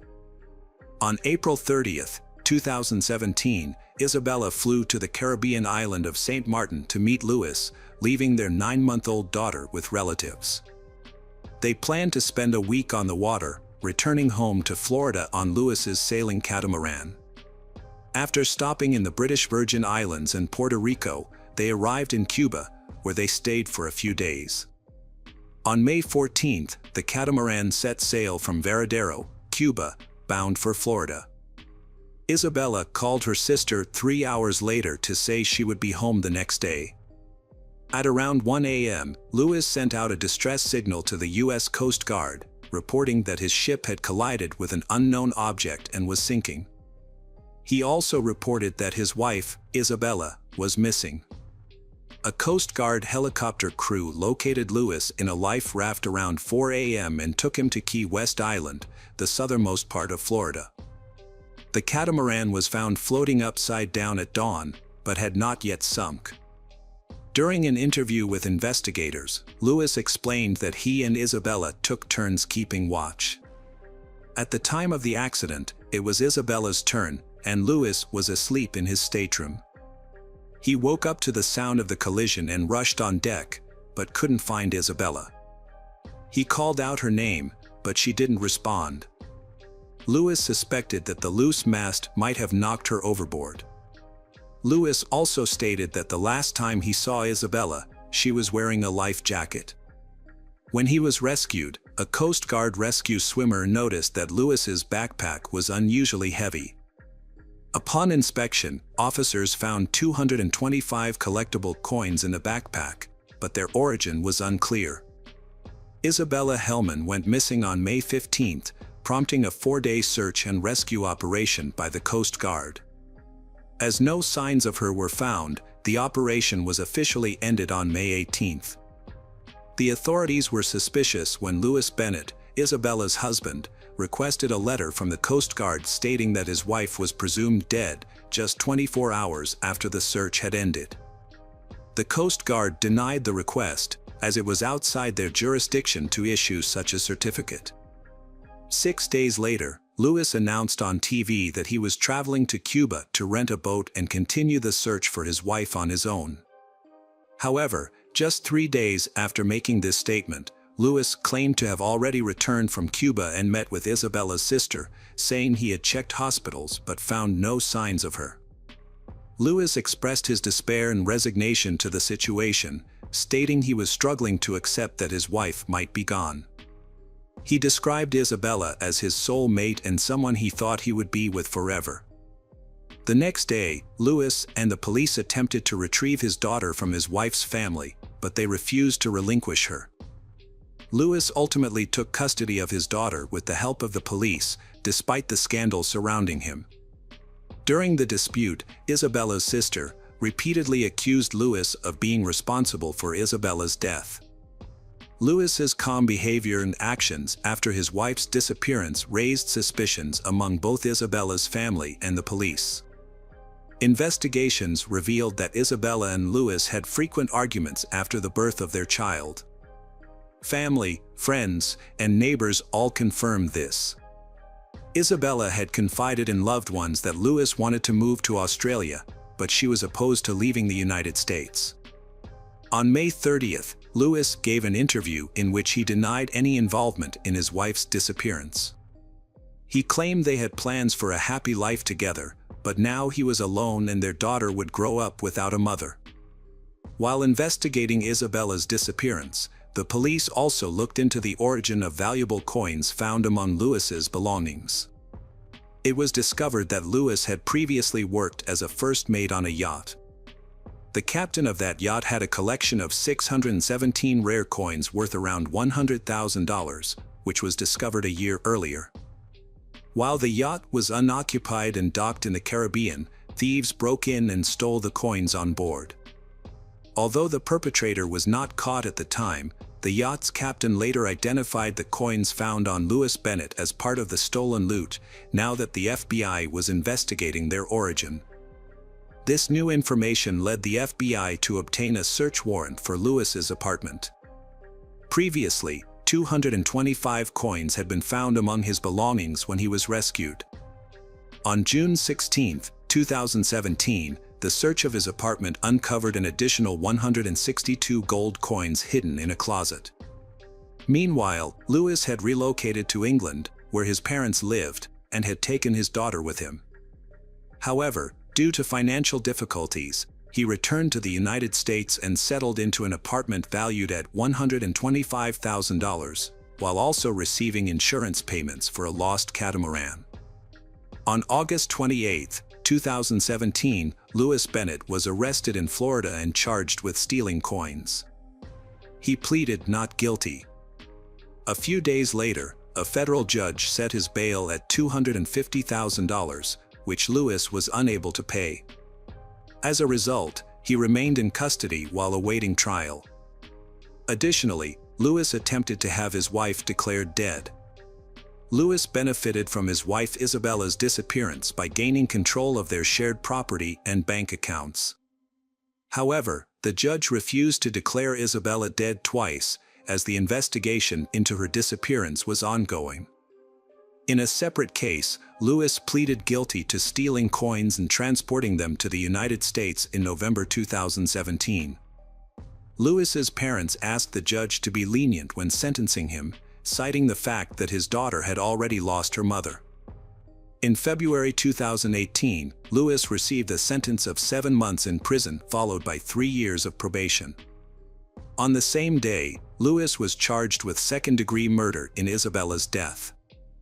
Authorities believed he intentionally caused the catamaran they were on to crash, which was allegedly a staged event to cover up the crime. The prosecutor's case was based on a claim that Lewis wanted to inherit Isabella's wealth to pay off his debts and take their young daughter to live in Australia.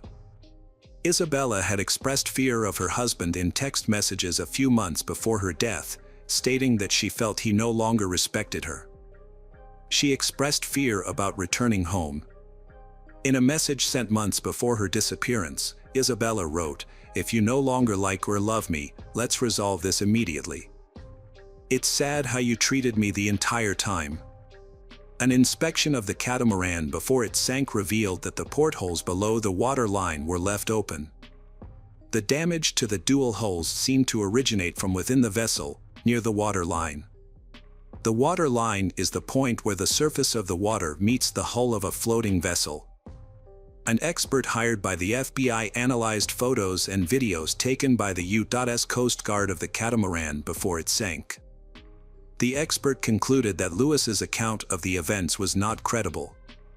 The analysis suggested that the vessel did not sink due to accidental damage, but rather appeared to have been intentionally scuttled. A professor of nautical architecture and ocean engineering at the U.S. Coast Guard Academy testified in court that the Coast Guard found no evidence of a collision that could have caused the catamaran to sink.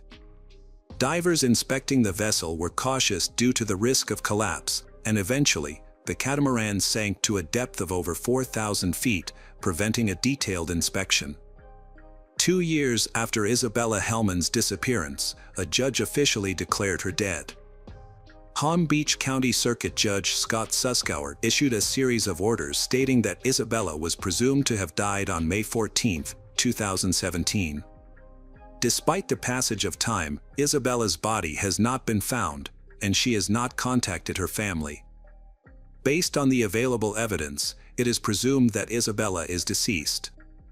The statement said, "In January 2019, U.S. District Judge Federico Moreno suspended Lewis's February sentencing hearing in Miami and rescheduled it for May 28, saying he would not act until Isabella's family could personally visit her daughter Amelia, who turned 3 in July.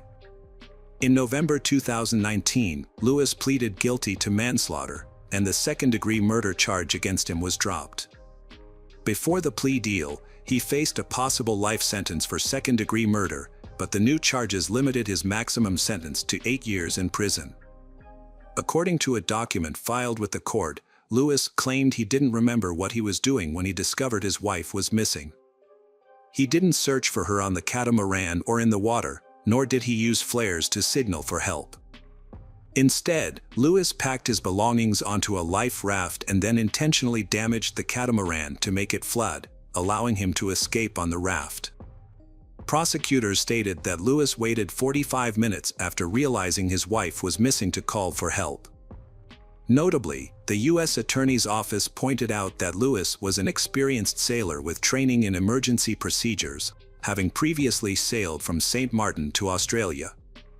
Don't understand why he failed to use his knowledge to respond to the emergency situation. Prosecutor states that Lewis admitted to being negligent in handing over control of the catamaran to his inexperienced wife, Isabella, resulting in her falling overboard and drowning. Despite being an experienced sailor with a Royal Yachting Association certification, Lewis failed to ensure Isabella wore proper safety gear. In contrast, Isabella had no formal sailing training or experience, and Lewis knew it. Lewis received training in emergency procedures, including man-overboard protocols and night sailing safety, but Isabella did not. The prosecutor notes that only Lewis knows the full story of what happened on the catamaran that night. Following Lewis' guilty plea, Isabella's family, through their lawyer, expressed their immense pain and asked Lewis to show remorse. They stated that while Lewis can never undo the harm caused by taking Isabella away, he continues to cause additional pain by depriving them of contact with his and Isabella's daughter, Amelia. Isabella Hellman's family is grieving and missing her dearly. Although they have had limited contact with her daughter Amelia through 3 FaceTime calls, they have not been able to see or hug her in a long time. They long to be reunited with Amelia and provide her with love and care. As a part of their family, they want to be with her. They urged Lewis Bennett to do the right thing. Lewis Bennett, Isabella's husband, was sentenced to 8 years in prison on May 28, 2019, after pleading guilty to manslaughter in connection with her death.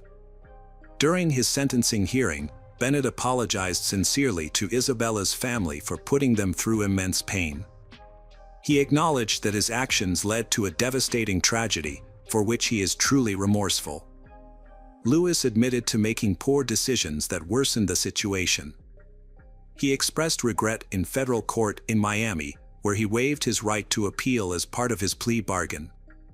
Before the judge delivered the sentence, Lewis requested the opportunity to be released from prison early so that he could continue to care for their daughter, Amelia. Lewis expressed a desire to care for his daughter, saying, "I want to raise her in a way that honors my late wife's wishes." However, the judge ruled against him, sentencing him to 8 years in prison followed by 3 years of supervised release. As a result, Amelia will remain with her paternal grandparents in England for the time being. Hello friends, welcome to our channel. Today we're going to take a look at another horrible case with you. The case of Luke Jobson. Luke Jobson, a 22-year-old who was on the verge of qualifying as an electrical and mechanical engineer after completing 4 years of study and an apprenticeship. He was a well-liked and talented individual who was known for his athletic abilities, particularly in football. Growing up, Luke attended St. Patrick's Comprehensive and Hawood Primary Schools in Thornaby. He was a talented sportsman, playing football as a center forward for Thornaby Central in his youth. His love of clothes and fashion was evident, and he took great pride in his appearance. According to his dad, Stuart, Luke was a perfectionist who would often check his family members' clothes to ensure they looked their best. Stuart described Luke as a genuine and beautiful person, both inside and out. Luke, a young man from Yarm, attended a nightclub called The Keys on Saturday, January 26, 2019, along with his friends. Yarm is a small town, and The Keys is a popular spot on the high street where the town's nightlife is concentrated. Luke failed to return home after his night out at The Keys, and his parents tried to contact him on Sunday morning, but he didn't respond. His friends were also unaware of his whereabouts. Luke's family quickly took to Facebook to appeal for help, and many people joined the search for him. The police investigation began on Sunday, and Cleveland police released a statement expressing concern for Luke's disappearance, as it was out of character for him. They asked the public to share any private CCTV or dashcam footage that might be relevant to the case. Police had learned about a possible altercation involving Luke shortly before his disappearance. According to reports on social media, Luke got into a fight with several people outside the Keys around 2 a.m. The last reported sighting of Luke was near Yarm School at around 2:15 a.m. The police were investigating this information, but their top priority was finding the missing young man. Luke's girlfriend, Danny, made a heartfelt plea on social media, describing her experience as a living nightmare and urging anyone with information to come forward. Luke's cousin, Jake, also reached out on Facebook, asking for help in locating Luke. He was last seen fleeing from a group of young men on Yarm High Street. Friends and family initiated a search for Luke near the River Tees in Yarm on Sunday, which eventually grew into a large-scale operation. By Monday morning, hundreds of concerned individuals gathered at Yarm School's car park, eager to contribute to the search. Despite many not knowing Luke personally, the overwhelming response to the Facebook appeal showcased the community's spirit. Cars arrived at the car park, carrying people who were ready to aid in the search. Many others arrived on foot, dressed in warm clothing, prepared to brave the cold weather. Over 300 people participated in the search, which was divided into 18 groups that scoured various areas, including Preston Park, Stokesley, Cottonwood, Early Nook, and Hilton. Specialist police search teams also combed the River Tees banks near Yarm School. A body found in the River Tees has been identified as 22-year-old Luke Jobson, who had been missing. Cleveland police confirmed the news and expressed their condolences to Luke's family and friends. Family members are being supported by specially trained officers during this difficult time.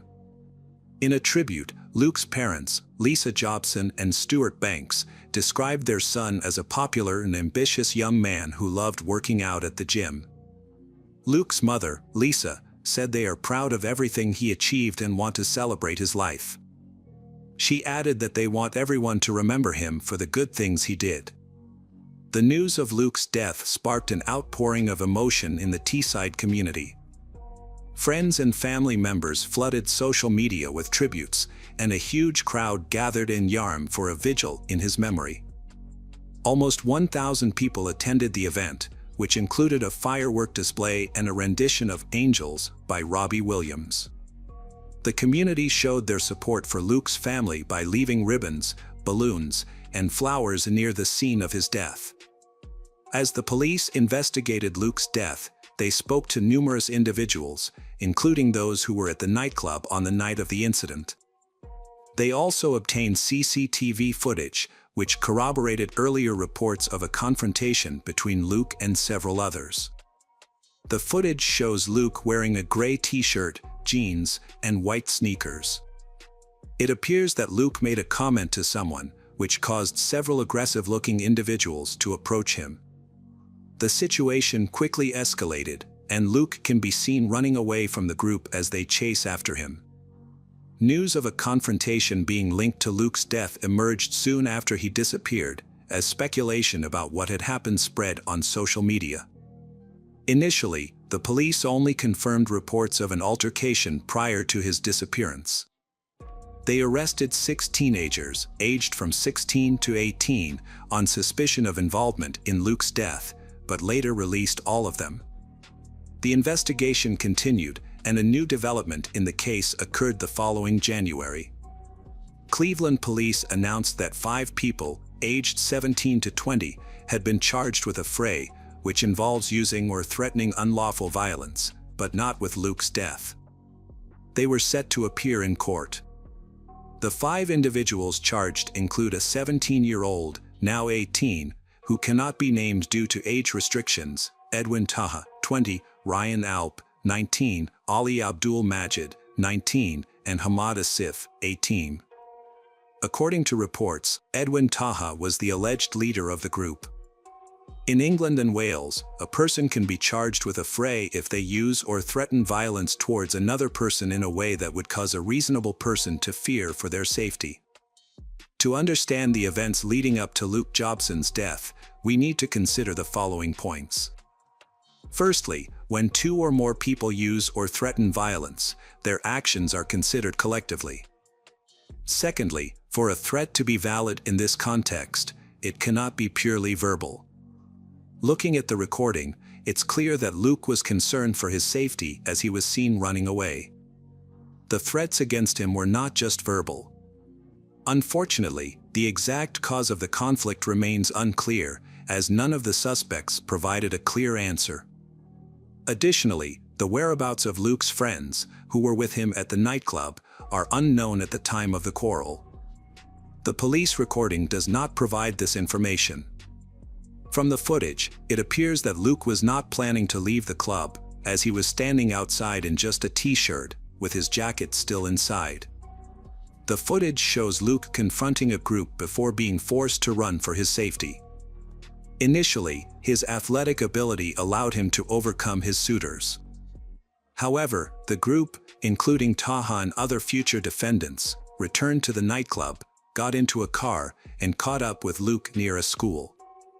They sprayed Luke's face with an unknown substance, suspected to be pepper spray, causing him to lose his sight. In an attempt to escape, Luke climbed over a wall into the school grounds, where CCTV cameras captured his entry into a boathouse. Sadly, this was the last time Luke was seen alive. After Taha pepper sprayed Luke's face, the group got back into their car and drove away. It's unclear whether Luke knew where he was going, but given that he didn't attend school there and was disoriented from the tear gas, it's unlikely he understood his surroundings. If this was the case, it's possible he accidentally fell into the water once he entered the boathouse. It's worth noting that these events took place in January, when the water in the river was extremely cold. According to the police, no one else entered the boathouse that night, and Luke never came out. 2 days later, the police found his body in the water near the school, and the cause of death was determined to be drowning.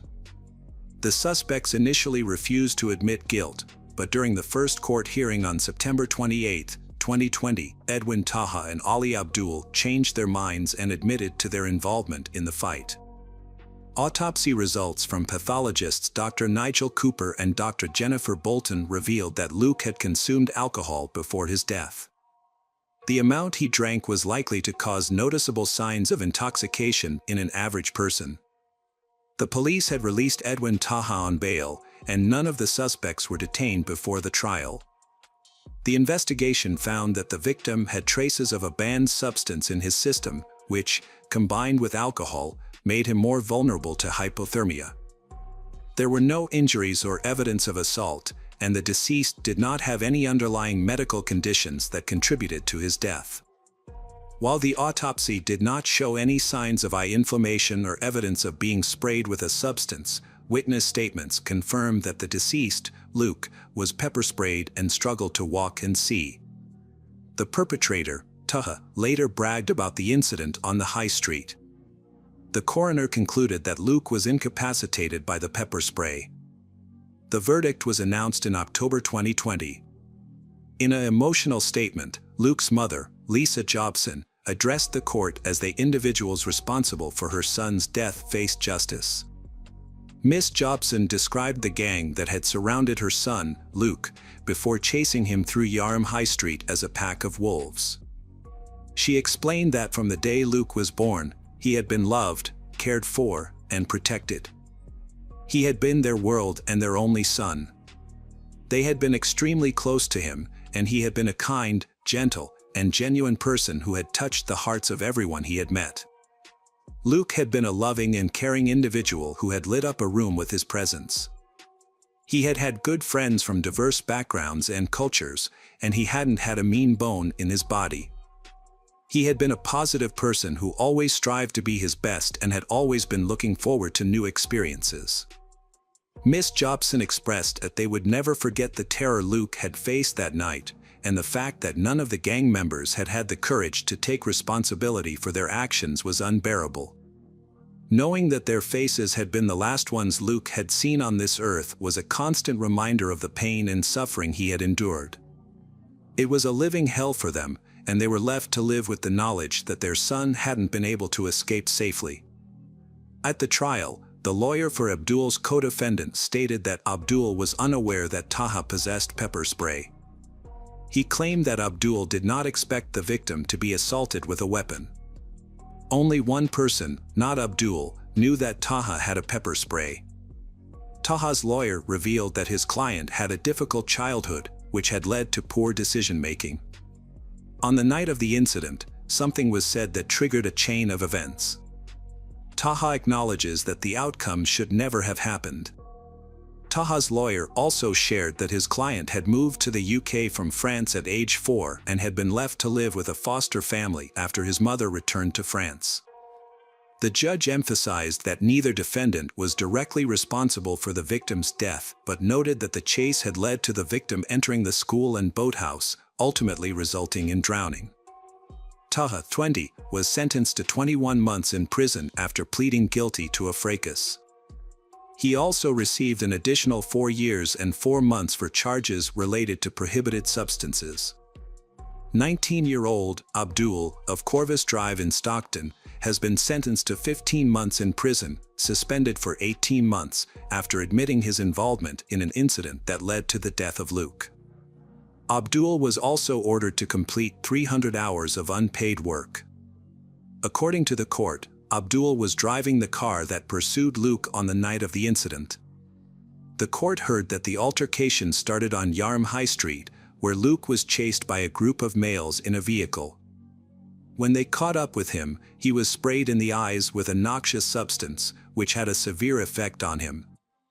Detective Chief Inspector Sarah Robinson stated that the altercation had a devastating impact on Luke's family, who have been left without their son and brother. She added that the incident has caused immense pain and hardship for the family, and that nothing can bring Luke back. However, now that the case has concluded, the family may find some closure and be able to move forward with their lives. Charges against two other individuals, 19-year-old Ryan Alp and 18-year-old Hamada Sif, were dropped. To summarize the case, Chris Atkinson of the Crown Prosecution Service made a statement after the sentencing in October 2020. He stated that although Taha and Abdul were found guilty, the focus remains on Luke Jobson's family, who may find this time particularly challenging. The prosecution successfully proved that both men were involved in an altercation with Luke before his death. However, it is essential to note that there is no evidence to suggest that their actions directly caused the tragic events that followed the attack. Hello friends, welcome to our channel. Today we're going to take a look at another horrible case with you. The case of Jennifer Wilbanks. Jennifer Wilbanks was born on February 28, 1973, in Georgia, where she spent her entire life surrounded by family, friends, and work. It was in Duluth that she met her fiancé, John Mason, who was also 32 years old. John came from a wealthy family that owned a private medical clinic in Duluth. His friends described him as a kind and caring person who was always willing to help those in need. Jennifer and John had been dating for about a year and seemed like the perfect couple. Everyone who knew them was excited when they announced their engagement. The wedding preparations were underway, and a lavish ceremony was planned for April 30, 2005, with several hundred guests invited. However, just 4 days before the wedding, on April 26, 2005, John reported Jennifer's disappearance to the police. He claimed she had gone for an evening run and never returned. John initially tried to find Jennifer on his own but eventually sought help from law enforcement. The next day, April 27, a massive search operation was launched, involving over 300 police officers and volunteers. They combed through the wooded areas and water bodies along the route Jennifer was supposed to run. Given the urgency of the situation, even off-duty police officers were called in to assist. One of the search teams found potential clues, including clothing, sneakers, and a strand of long, dark hair. All of these findings were sent to the lab for examination. Jennifer's family distributed flyers with her picture and posted them around the city, hoping someone might have information about her disappearance. The media picked up the story, and billboards with her image appeared around town. The police searched the home she shared with her fiancé, John, but found nothing suspicious. As the investigation continued, Major Donald Woodruff of the Duluth Police Department announced that Jennifer's disappearance was being treated as a criminal case, with the FBI and Georgia Bureau of Investigation involved. Despite a second day of searching, no signs of Jennifer were found. Her family was shocked and distraught, and they reached out to radio and TV stations to publicize her disappearance, suggesting that she might have been kidnapped and taken out of state. Jennifer's family begged her possible kidnapper to release her. The cable news channels extensively covered the story, raising questions about her disappearance. Jennifer was just 4 days away from her wedding. Her relatives, visibly distraught, made emotional appeals during press conferences and interviews. In this photo, a visibly distressed John Mason is shown comforting his mother-in-law. If you're familiar with true crime stories, you may have already pieced together the events surrounding Jennifer's disappearance. As the last person to see Jennifer alive, John became the subject of suspicion when searches yielded no results. Investigators sought to uncover the truth behind John's wholesome image. To those who knew him, he appeared to be a law-abiding citizen who attended church every Sunday and couldn't harm a fly. He was asked to take a lie detector test, but he declined. Instead, he took a private polygraph test with his lawyer present and gave the results to the police. However, this unusual action only heightened the detective's suspicions about John Mason. The test results did not conclusively determine whether John was involved in his fiancée's disappearance. To investigate potential motives, detectives conducted a thorough search of their home and seized 3 computers. Notably, no signs of a struggle or evidence of a crime were found in the house. On the day before the wedding, Jennifer's family offered a $100,000 reward for information that could help find her, either dead or alive. The police held a press conference to announce that they were ending the active search. According to the police chief, they had exhausted all possible leads in the area and found no clues, leading them to call off the search. John Mason attended the press conference but did not speak to reporters. Jennifer's uncle speculated that John was simply unsure of what to say, which only fueled speculation about his involvement in her disappearance. Initially, the police found some items, including clothes, shoes, and a lock of hair, that they thought might be connected to Jennifer's disappearance. However, further investigation revealed that these items had no link to her case. The only suspect with a potential motive was John, and journalists were closely following him, making it seem likely that he was involved in her disappearance. However, no concrete evidence had been found. The next day, which was supposed to be Jennifer's wedding day, people gathered to pray for her safe return. On the evening of April 29th, John received a mysterious phone call from an unknown number. When he answered, he was shocked to hear Jennifer's voice on the other end. She told him that she had been kidnapped, taken to an unknown location, and forced into a physically intimate situation.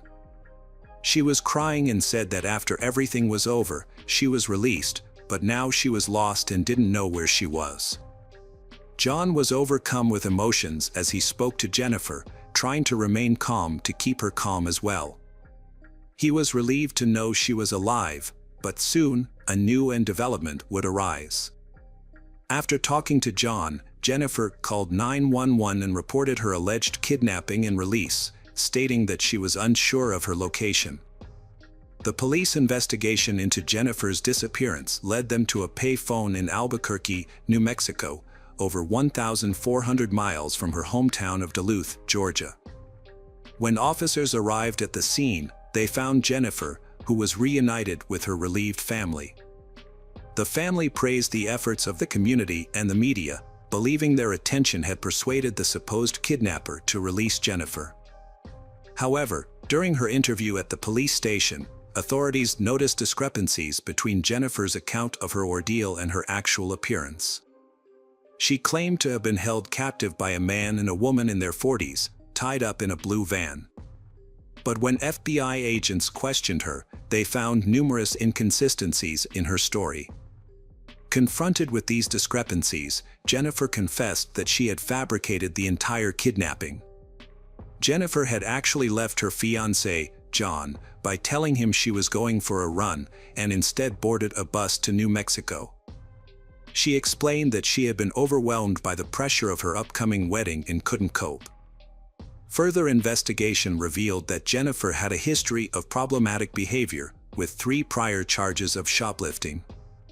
Jennifer was involved in several incidents of theft before her infamous kidnapping case.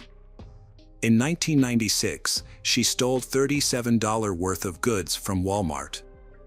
The following year, at the age of 24, she was accused of stealing $1,740 worth of merchandise from a supermarket. She paid for the damages and completed community service, which led to the theft charges being dropped. However, in 1998, she was caught stealing again, with damages amounting to $98. There were also allegations of theft from families who had hired her as a nanny. These thefts were considered minor, and she managed to avoid imprisonment. After her disappearance and subsequent return, the attention shifted from the thefts to the large-scale search operation conducted by the state of Georgia, which cost nearly $60,000. Jennifer attributed her disappearance to the overwhelming pressure of her impending wedding. With numerous tasks to complete and limited time, she felt stressed and pressured. Authorities later stated that the wedding had become too much for her to handle. Duluth Police Chief Randy Belcher clarified that Jennifer's fiancé was innocent of any involvement in her disappearance, despite initial suspicions. Jennifer Wilbanks, dubbed the Runaway Bride, apologized publicly to her family, friends, and community for her disappearance. When she returned, her fiancé, John Mason, immediately gave her back the engagement ring she had left behind, signifying his ongoing commitment to their relationship. According to Mason, his commitment to Wilbanks was solidified when he proposed and gave her the ring, regardless of their unfinished wedding plans. Following her return, Wilbanks sought medical treatment to address underlying issues that contributed to her escape. However, her troubles persisted, and she was charged with making false statements related to her disappearance. This led to a guilty plea for perjury, resulting in 2 years of probation, 120 hours of community service, and a restitution payment of over $15,000 to the city. The situation took another turn when Wilbanks sued her now ex-fiancé, John Mason, in 2006. They had ended their engagement, and Wilbanks claimed that Mason had exploited her trust during her treatment by selling the rights to their story for $500,000 without her knowledge. He allegedly used the funds to purchase a house, registered solely in his name, and then kicked her out after their breakup. Wilbanks sought $250,000 as compensation for her share of the house and an additional $250,000 in damages.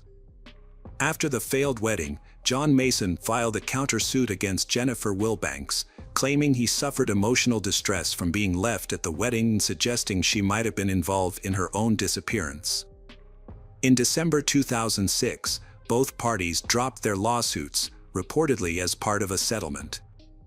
Meanwhile, Jennifer's notoriety caught the attention of global media, making her a temporary celebrity. In the aftermath, several products emerged, such as a runaway bride action figure and a hot sauce called Jennifer's Hightail and Hot Sauce. A musical play based on her story opened in Duluth, Georgia, in March 2008. Even a photo of her fiancé, John Mason, appeared in the house for the 2008 movie The Grand. Eventually, John Mason married another woman in 2008 in a small ceremony at his parents' home. Jennifer also got married in 2010, but her marriage ended after 11 years, and she still resides in Georgia. Hello friends, welcome to our channel. Today we're going to take a look at another horrible case with you. The case of Alice Adams and Tibor Vass. Alice Adams and Tibor Vass were colleagues at the Radisson Blu Edwardian Heathrow Hotel. Living just 6 miles from the hotel, Alice had joined the team 3 weeks prior and quickly formed friendships with her co-workers, particularly Tibor. Born and raised in Budapest, Hungary, Tibor was a people person who loved music, playing almost every instrument, with the piano being his favorite. He had taught his younger sister, Isabella, to play piano, and they would often perform together for their parents. Tragedy struck in 2007 when Tibor's father passed away, leaving the family struggling to cope. Tibor, then a teenager, took on a more significant role in supporting his mother, Rosalia, and younger sister. At 15, he started working full-time to help alleviate his mother's burden. He later applied to the University of Budapest in 2008, hoping a college degree would lead to a better job and greater financial stability for his family. Despite his exceptional talent, Tibor was unfortunately denied admission to the university. Tibor discussed his plans to move to Great Britain with his mother, who seemed to support the idea. In July 2010, at the age of 19, Tibor relocated to the United Kingdom and settled in London. He began working at the Radisson Blu Edwardian Heathrow Hotel, where he enjoyed his job, responsibilities, and interactions with colleagues and new clients. Tibor quickly formed a bond with Alice, a talented musician, as they often found common topics to discuss. Both Tibor and Alice worked as receptionists at the hotel, along with Attila Ban, a 31-year-old who had been employed there the longest. Attila was recognized as the hotel's best employee in 2010. As Tibor and Attila were both from Hungary, they developed a close relationship. The hotel provided accommodation for its new employees, and Attila and Tibor lived in a company apartment behind the hotel. This arrangement was convenient, as it saved them money and reduced their commute time. Tibor was thrilled to be in England, but he didn't abandon his plans for higher education. He reapplied to the university in Budapest and was accepted this time around. Overjoyed, he had to return to Hungary in August 2011. To bid him farewell, a small party was organized on August 9, 2011, attended by Tibor, Attila, Alice, and other hotel employees. The next day, the trio was scheduled to work, but none of them showed up. Their colleagues raised the alarm when they failed to report for work at 7 a.m., and the police were notified at 7:53 a.m. Upon arriving at the house, the police found the door unlocked and the interior quiet. When an officer opened the door, he was met with a disturbing scene. Alice lay on the living room floor, her face covered by a pillow, with 22 stab wounds on her body, as later confirmed by the medical examiners. In the bedroom, Tibor's naked body was found on the bed, having died from 2 stab wounds to the heart. Attila, however, was nowhere to be found. The police surrounded the house to secure the area, and investigators and forensic experts started their investigation. As they examined the crime scene, they discovered that the bed where Tibor's body was found was not where he was actually killed. The bed was too tidy, indicating that Tibor had met his fate elsewhere. It appeared that the perpetrator had initially wounded him, removed his clothes, cleaned his body, and then placed him on the bed. Upon further inspection, the apartment was found to contain empty alcohol bottles and illicit substances, suggesting that they had been used during a party. Police officers thoroughly searched the house, the surrounding area, and the attic for Attila Ban, but he was nowhere to be found. His personal belongings, including his papers, were still in the apartment. As a result, Attila became the prime suspect in the investigation. While forensic experts continued to analyze the crime scene, investigators began questioning Attila's co-workers at the hotel. The staff reported that Attila had taken a particular interest in Tibor, a new employee from the same country, immediately showing him around and helping him settle in. Attila even went so far as to adjust his work schedule to match Tibor's. Tibor was a young and attractive man who attracted a lot of female attention. However, investigators discovered that Attila had romantic feelings for Tibor, which he openly expressed. According to the hotel staff, Tibor had rejected Attila's advances, making Attila unhappy. Things took a turn for the worse when Alice joined the hotel staff 3 weeks before her death, and Tibor started paying attention to her. Attila became jealous, despite knowing that Tibor was only interested in women. The investigation raised an important question: could Attila have committed the murder out of jealousy and unrequited love? A disturbing Facebook post from Attila, made before the police discovered the bodies, suggested that he was indeed involved. At 6:23 a.m., Attila had posted, "I would like to wake up from that nightmare." Friends commented on the post, expressing their concern, but Attila never responded. This message further solidified the investigators' suspicions that Attila Ban was responsible for the deaths of his colleagues. The number of stab wounds provided a clear indication of what had transpired. Alice sustained 22 stab wounds, while Tibor was stabbed only twice. Furthermore, the positioning of the victims was telling. Alice was found on the floor with a pillow over her face, while Tibor was discovered on the bed. When investigators spoke with the other people who had been at the apartment earlier that night, they learned that Attila, Tibor, and Alice had been the only ones left behind. This suggested that the tragic events had unfolded after the others had left, in the hours leading up to dawn.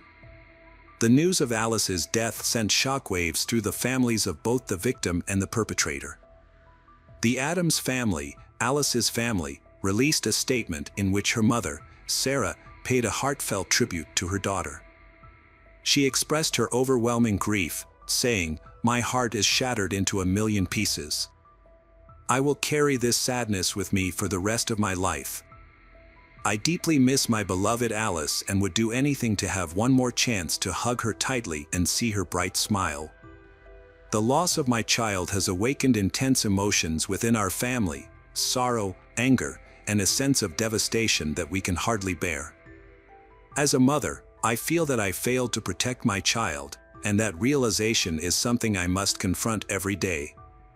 Not knowing exactly what happened to Alice on the night of her murder is a constant torment. I would rather face the harsh truth than be left to imagine the sequence of events that led to her death. Alice was an extraordinary and unique individual who brought so much love, joy, passion, and kindness into the lives of everyone she touched. Her loss is a tragedy that cannot be put into words." Meanwhile, police were searching for Attila Ban, but he seemed to have disappeared without a trace. When they attempted to track his phone, they found that it was transmitting signals from the same area as the hotel, which was unusual.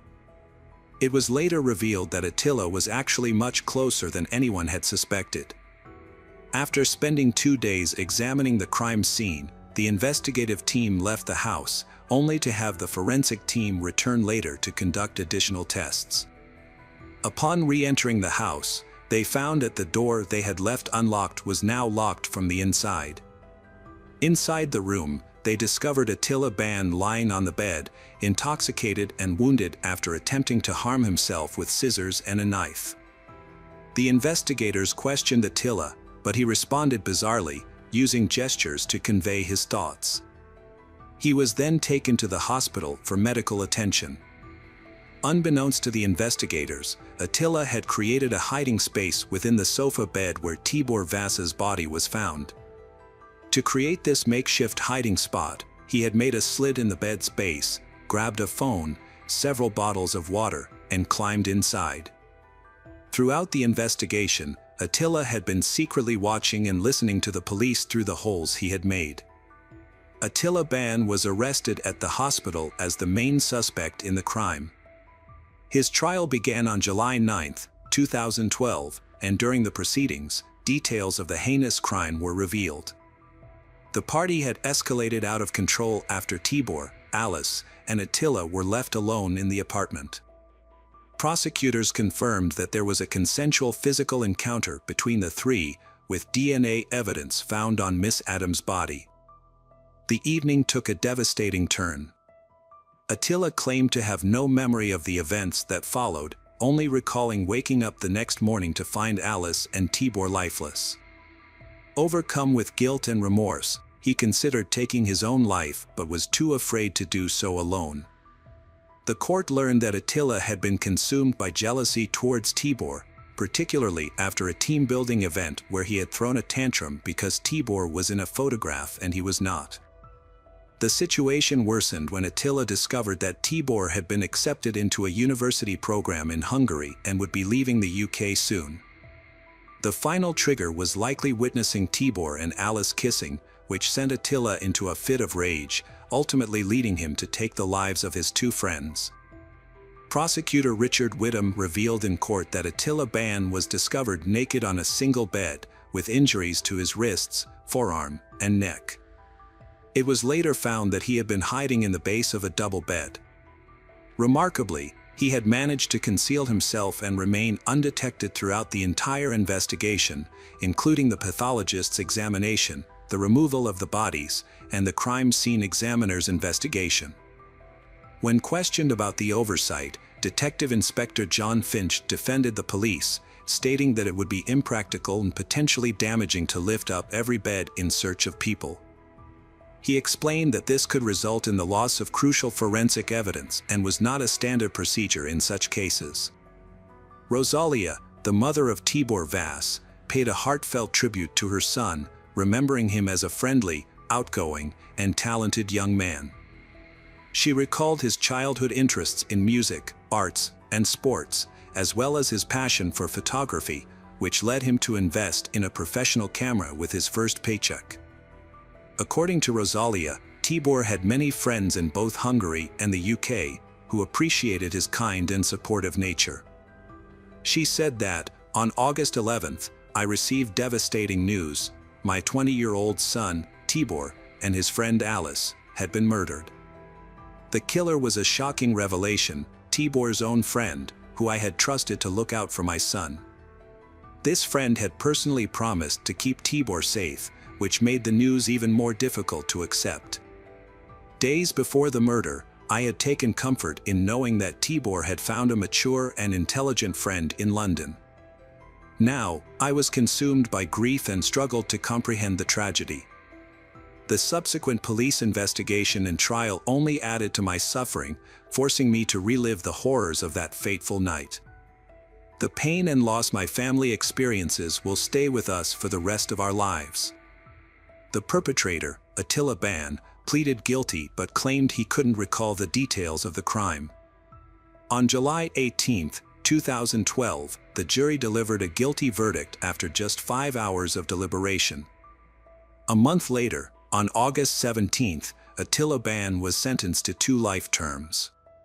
He will have to serve 26 years before being eligible for parole. Hello friends, welcome to our channel. Today we're going to take a look at another horrible case with you. The case of Karen Buckley. Karen Buckley, a 24-year-old student, went missing after a night out with friends at a nightclub on April 11th. Born in 1991 in Cork, Ireland, Karen was the youngest child and only daughter of John and Marion Buckley. Growing up, Karen was known for her kind and caring nature, always willing to lend a helping hand.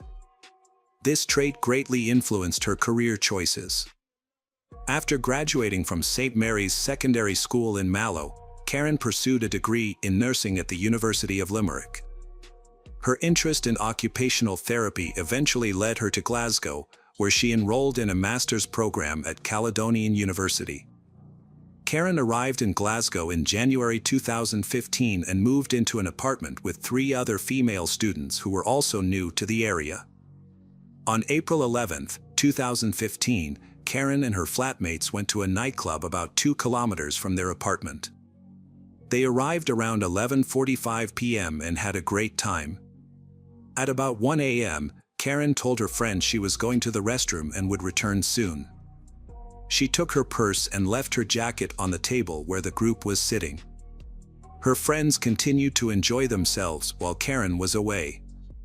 After a while, they realized Karen had been gone longer than expected and should have returned by then. However, Karen was nowhere to be found. One of her friends searched the club for her but couldn't locate her. Trying to contact her by phone was also unsuccessful. She came with thought maybe Karen had gone home, but it was strange that Karen didn't tell anyone and left her jacket behind. The only explanation they could think of was that Karen might have met someone at the club and left with that person. With this thought in mind, they went to bed. However, when they woke up around noon, Karen's neighbors were surprised to find that she had not returned home. They called and messaged Karen on social media, but she didn't respond. Although they had only known Karen for a few months, they knew that this behavior was out of character for her. Instead of coming up with alternative explanations to reassure themselves, they decided to report her disappearance to the police and inform the Buckley family about what had happened. The Scottish police acted swiftly to find Karen, and her disappearance was publicized in the media. Her parents urged anyone with information to come forward. Meanwhile, detectives reviewed footage from the club's cameras and found evidence of Karen interacting with a mystery man. Within 36 hours, on April 13th, the man was identified as 21-year-old Alexander Pacto and was brought in for questioning. He confirmed that he had met Karen at the club and they had gone to his apartment on Dorchester Avenue, about 3 kilometers away. Alexander also revealed that they had been intimate. Around 4 a.m., Karen decided to leave Alexander's apartment and head home, despite his invitation to stay until morning. Alexander mentioned that during their intimate encounter, Karen accidentally hit her head on the bed corner, resulting in an injury and leaving blood marks on the sheets. The police reacted ambivalently to this information. While Alexander seemed genuinely open, he also appeared to be anticipating and justifying potential evidence that might be discovered in his apartment. On April 13th, a man reported finding a woman's purse to the police. Upon further investigation, it was revealed that the purse was discovered in the park near Alexander's residence, and it belonged to Karen. The purse contained her phone and identification documents. This new evidence lent credibility to Alexander's account of events, suggesting that something might have happened to Karen after she left his apartment. The search for Karen persisted, with hundreds of police officers thoroughly searching parks, forests, bodies of water, and abandoned buildings for any potential clues that could aid in the investigation. At that point, Alexander Pacto was the primary suspect, being the last person to have seen Karen. However, investigators kept his identity confidential and did not disclose any information about him. 2 days after Karen went missing, police entering Alexander's apartment with a search warrant, police were immediately struck by the strong smell of bleach. They also observed that the mattress on the bed was the wrong size. Small, dark red spots were discovered on the bed and in the bathroom, and samples were taken for analysis. Additionally, a toolbox and a large quantity of cleaning supplies were found in the apartment. A police dog trained to detect human remains indicated a potential find near Alexander Pacto's car. While awaiting a search warrant, detectives discovered that Alexander had taken his car to be cleaned the previous day, but the job appeared to have been done poorly. Upon searching the vehicle, investigators found small, dark red spots on the inside of the passenger door and sent samples to the lab for analysis. As the investigation progressed, suspicions mounted that Karen might not be alive, but the search for her continued unabated. After journalists uncovered the suspect's identity, a photo of Alexander Pacto appeared on the front page of a local newspaper the following day.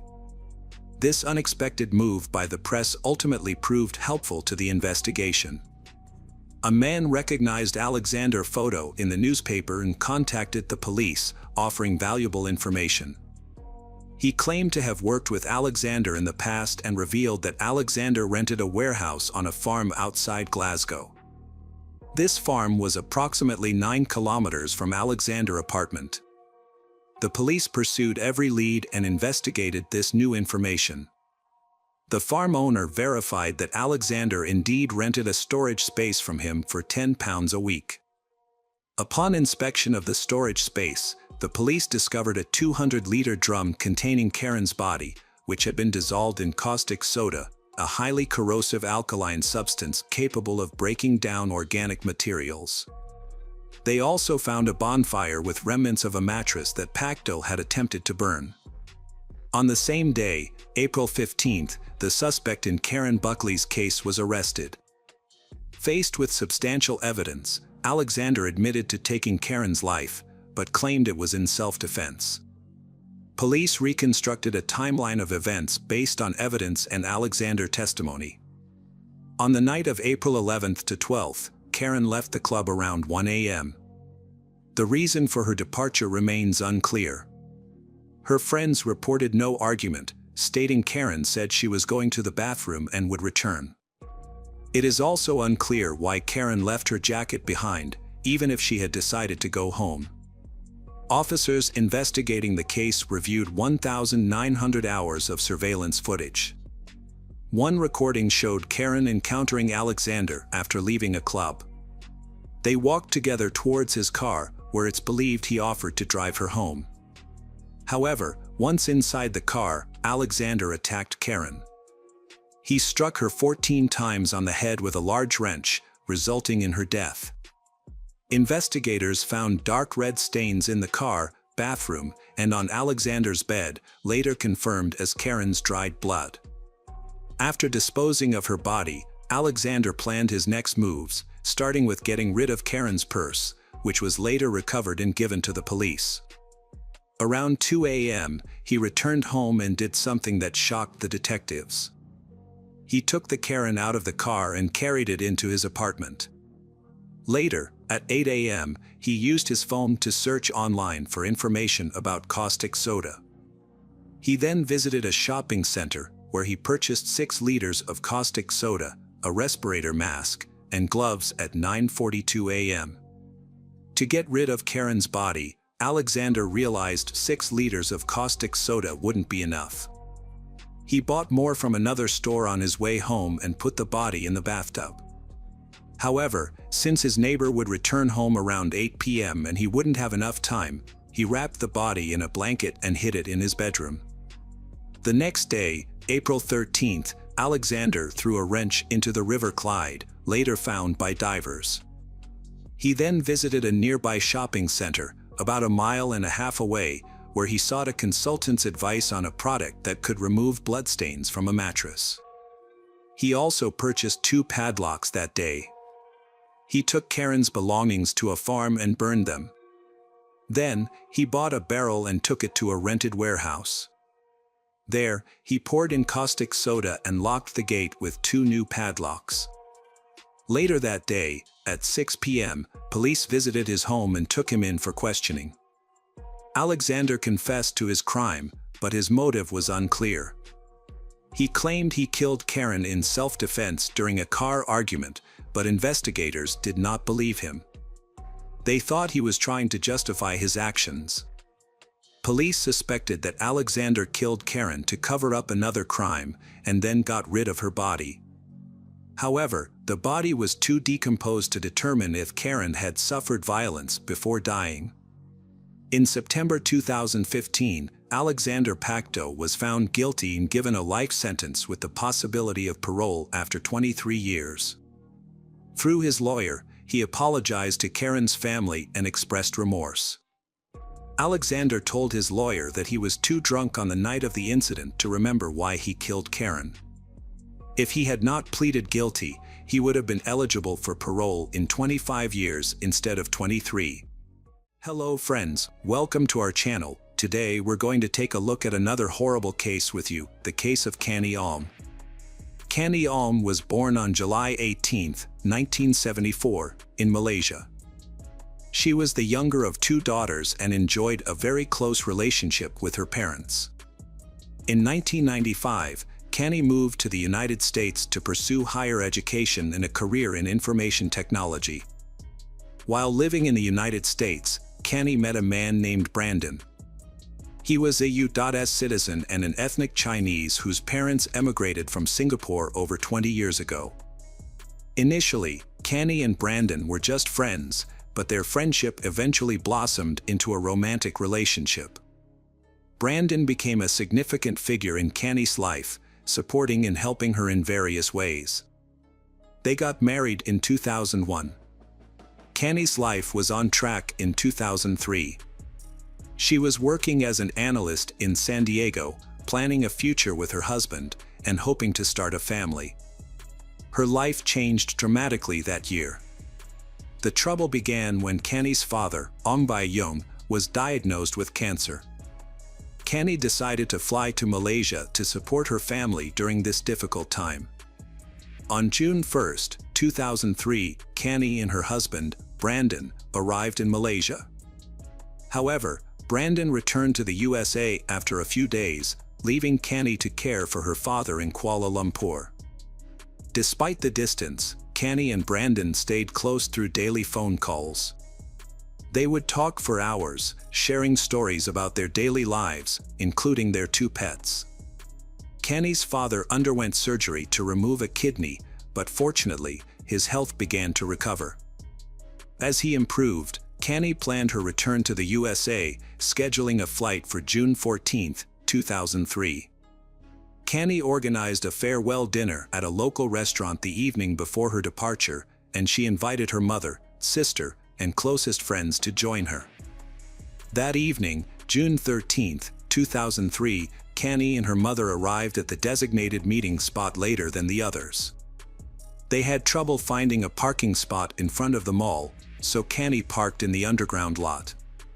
However, her mother was concerned about the poor lighting in the lot, rather than the parking fee. Once they arrived at the second-floor restaurant, Kanny was excited to reunite with her childhood friends, whom she hadn't seen in a long time. They spent a few hours catching up, but Canny soon noticed that her mother, Pearlie, was starting to look tired. When Canny asked if her mother wanted to head home, Pearlie said she had a lot to do that day, but was okay with leaving early and promised her friends she would be back soon. Canny, her mother, and her sister Elsie got up from the table to pay for their parking. They went to the payment terminal, which was located on the first floor, a floor above the underground parking lot. As they waited in line for the terminal, Canny realized she had left the parking ticket in their car. She asked her sister and mother to stay in line while she went back down to retrieve the ticket. Elsie and Pearlie waited for 10 more minutes, but Canny still hadn't returned. Then, her sister started calling her. The first call went unanswered, and the second one was sent to voicemail. This was unusual, and Elsie and Pearlie immediately sensed that something was wrong. They quickly went to the parking lot, where they were shocked to find that Canny's car was no longer there. They searched the parking lot several times to make sure, and after confirming that the car was indeed gone, they realized that Canny must have disappeared along with it. Pearlie was certain that something had happened to her daughter, as Canny would never leave without saying anything. Although the parking lot was poorly lit, it had surveillance cameras that might provide some clues about what had happened. The mall security initially refused to show Canny's relatives the footage, but relented after her mother begged for their help. At midnight, Pearlie and Elsie sat in front of a monitor and watched the shocking footage, which confirmed their worst fears. The footage revealed Canny's car speeding out of the underground parking lot, crashing through the barrier. Although the footage quality was poor, it was evident that a man was driving, with Canny in the passenger seat. Her body was positioned as if she was trying to distance herself from the driver, leaning against the door. Upon seeing the footage, Pearlie immediately filed a disappearance and kidnapping report at a police station. The police launched an investigation, while Canny's family and friends drove around Kuala Lumpur, desperately searching for her purple proton tiara. Meanwhile, Brandon, Canny's husband, began to feel a sense of unease. He tried calling his wife multiple times, but she didn't answer. He then contacted her mother, who informed him about the events that had transpired. The news of Canny's disappearance left Brandon in shock. Pearlie could hear him sobbing over the phone. As dawn broke, Canny's friends and family reluctantly returned home, their search efforts having yielded no results. The police disseminated information about the disappearance and conducted their own search, but unfortunately, it didn't lead to any breakthroughs. Even the footage from the mall's parking lot where Canny was kidnapped failed to provide any leads on identifying the driver of the car. More than 72 hours have passed since Canny's loved ones last saw her. Authorities believe that if she was kidnapped, it wasn't for ransom. If money was the motive, the kidnapper would have demanded it by now. A disturbing find was made by police when they discovered Canny's car left empty on a city street. The front right tire was severely damaged, indicating it had been driven on while flat for some time, causing it to shred. In the back of the car, a large red stain was found on the passenger seat. Forensic experts collected evidence, including scrapings from the back seat, fingerprints from the steering wheel, and other parts of the car. There were many clues found in the vehicle. Canny's family and friends held on to hope and prayed for her safe return. However, their hopes were crushed the next day after her car was found. On June 17th, a road worker detected a strong, foul smell coming from a manhole near the highway. Upon lifting the lid, he discovered a body that someone had attempted to burn using 2 car tires and sticks. A team of leading forensic experts from the Royal Malaysian Police immediately arrived at the scene. They found 2 car tires filled with concrete, which had been used as stands for road signs, lying on top of the body. It appeared that whoever had hidden the body, trying to make it harder to identify. Although the discovery of the body seemed to confirm the family's worst fears, Canny's mother, Pearlie, refused to believe that her daughter was dead without official confirmation. Until they confirm it, "We will continue to hope that she will turn up alive," she said. The family went to the morgue, but the doctor said that they couldn't confirm the identity of the body yet. Kenny's family members provided DNA samples for comparative analysis. Unfortunately, the results confirmed their worst nightmare. The body was indeed that of their daughter, Kenny. Some sources claim that before the DNA test results, Kenny's family identified the jewelry on the body. However, as a loving mother, Pearlie held on to the hope that her daughter was still alive until the very end. The emotional torture she endured is unimaginable. The autopsy revealed that Kenny had 2 stab wounds to her abdomen, and a medical forensics expert found signs of strangulation. A cloth was tied around her neck in multiple knots, and semen was found inside her body, which served as a source of DNA. A few days after the body was discovered, an incident raised questions about the work of police.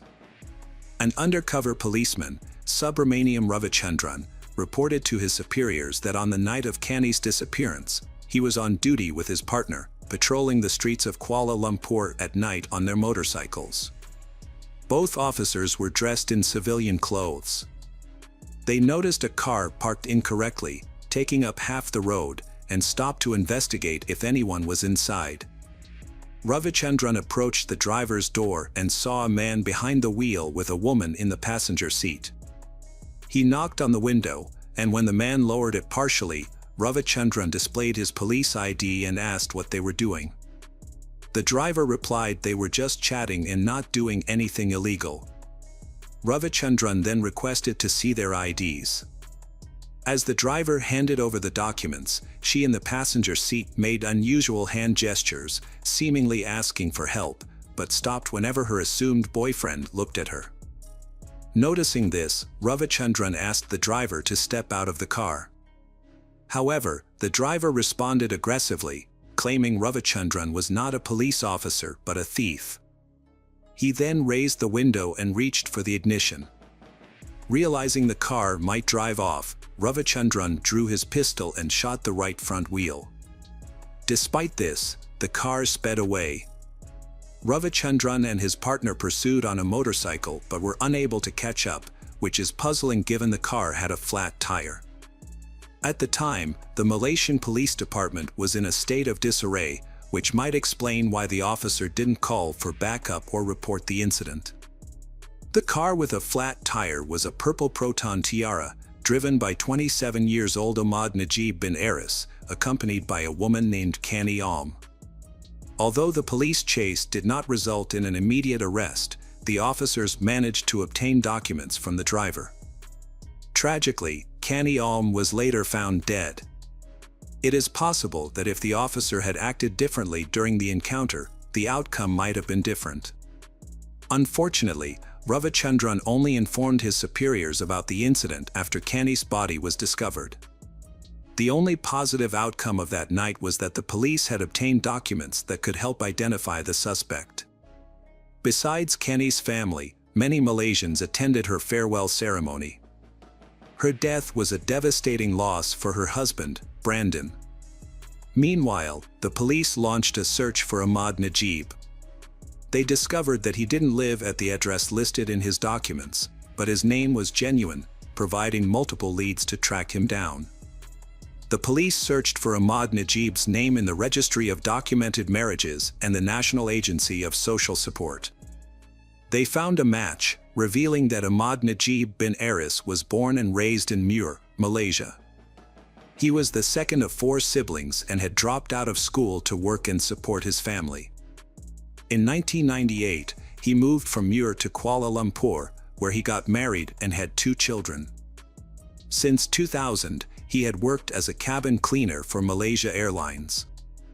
Knowing the name of Ahmad Najib's wife and her workplace, the police began surveillance.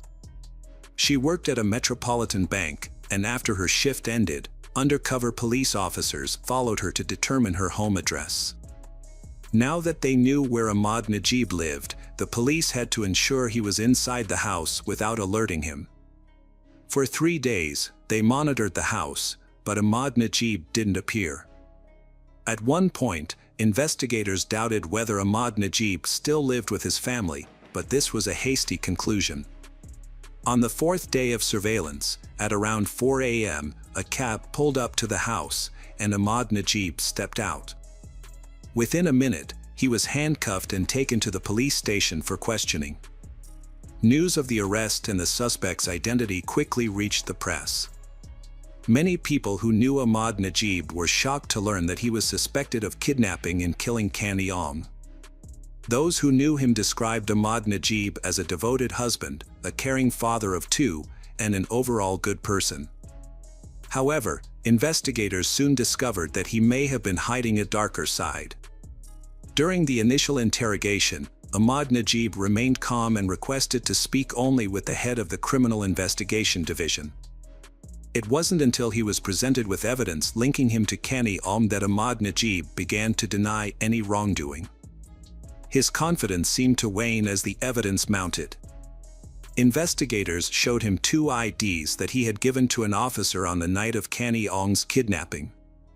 They also revealed that they had found bloodstains on his jacket and jeans, which DNA analysis would likely confirm to be Kani Ong's blood.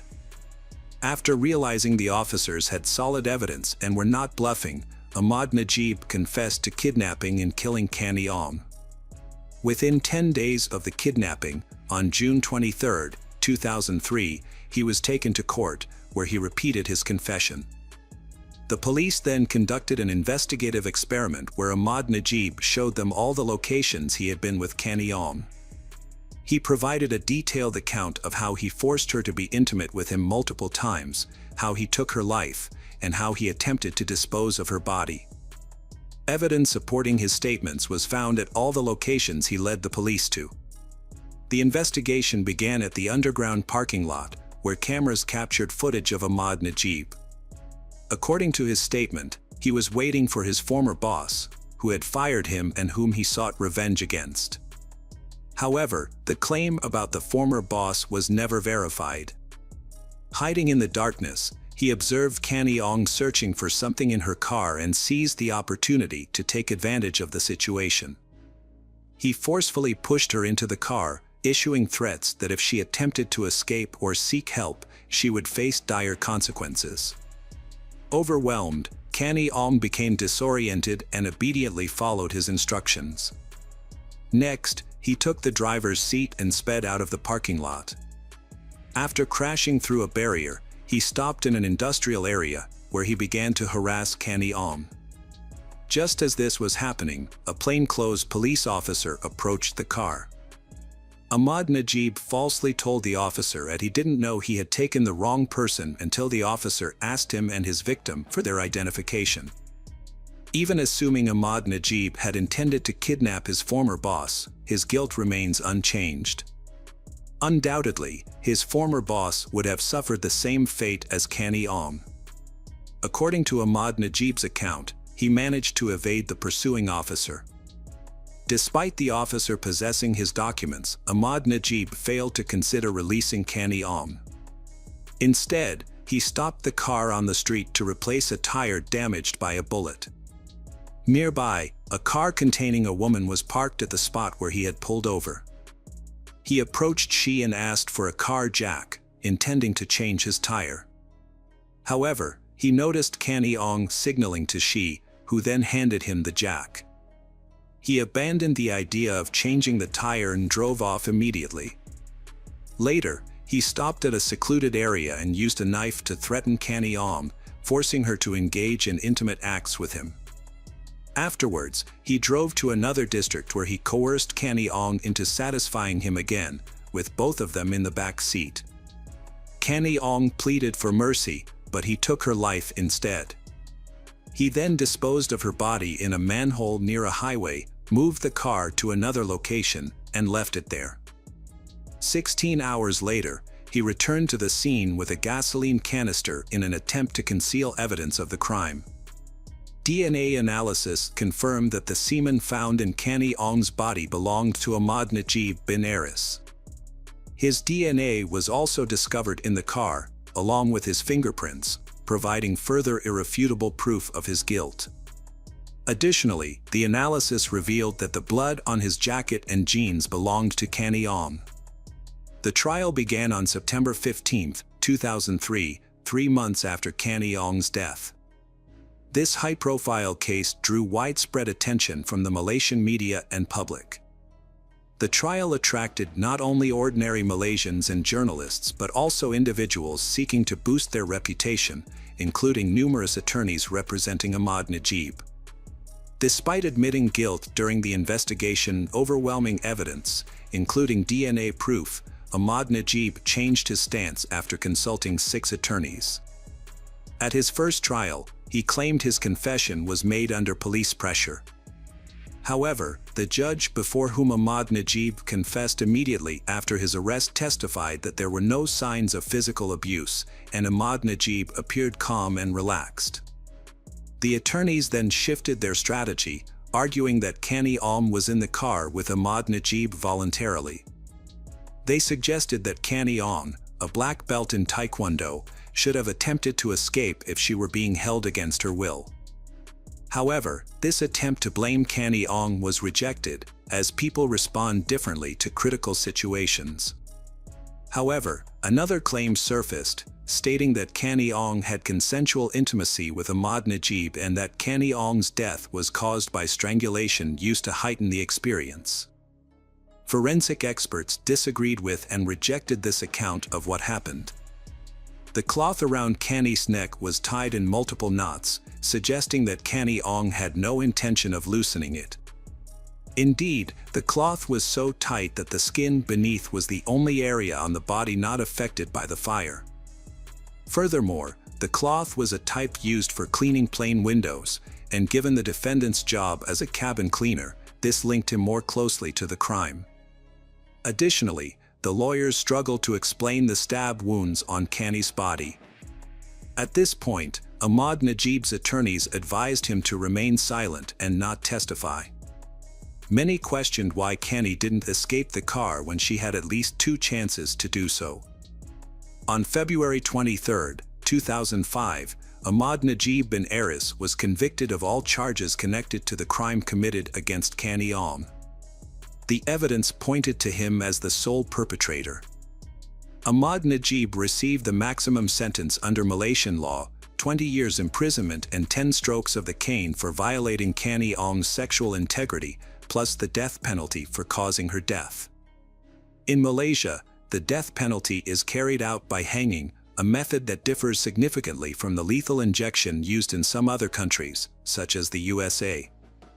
Ahmad Najib's lawyers attempted to appeal the sentence twice but were unsuccessful both times. In 2010, Ahmad Najib petitioned the head of state to commute his death sentence to life imprisonment, maintaining his innocence. However, his plea for clemency was rejected. More than 13 years after Canny Ong's death, on September 23, 2016, Ahmad Najib's sentence was carried out. He was 40 years old at the time of his execution.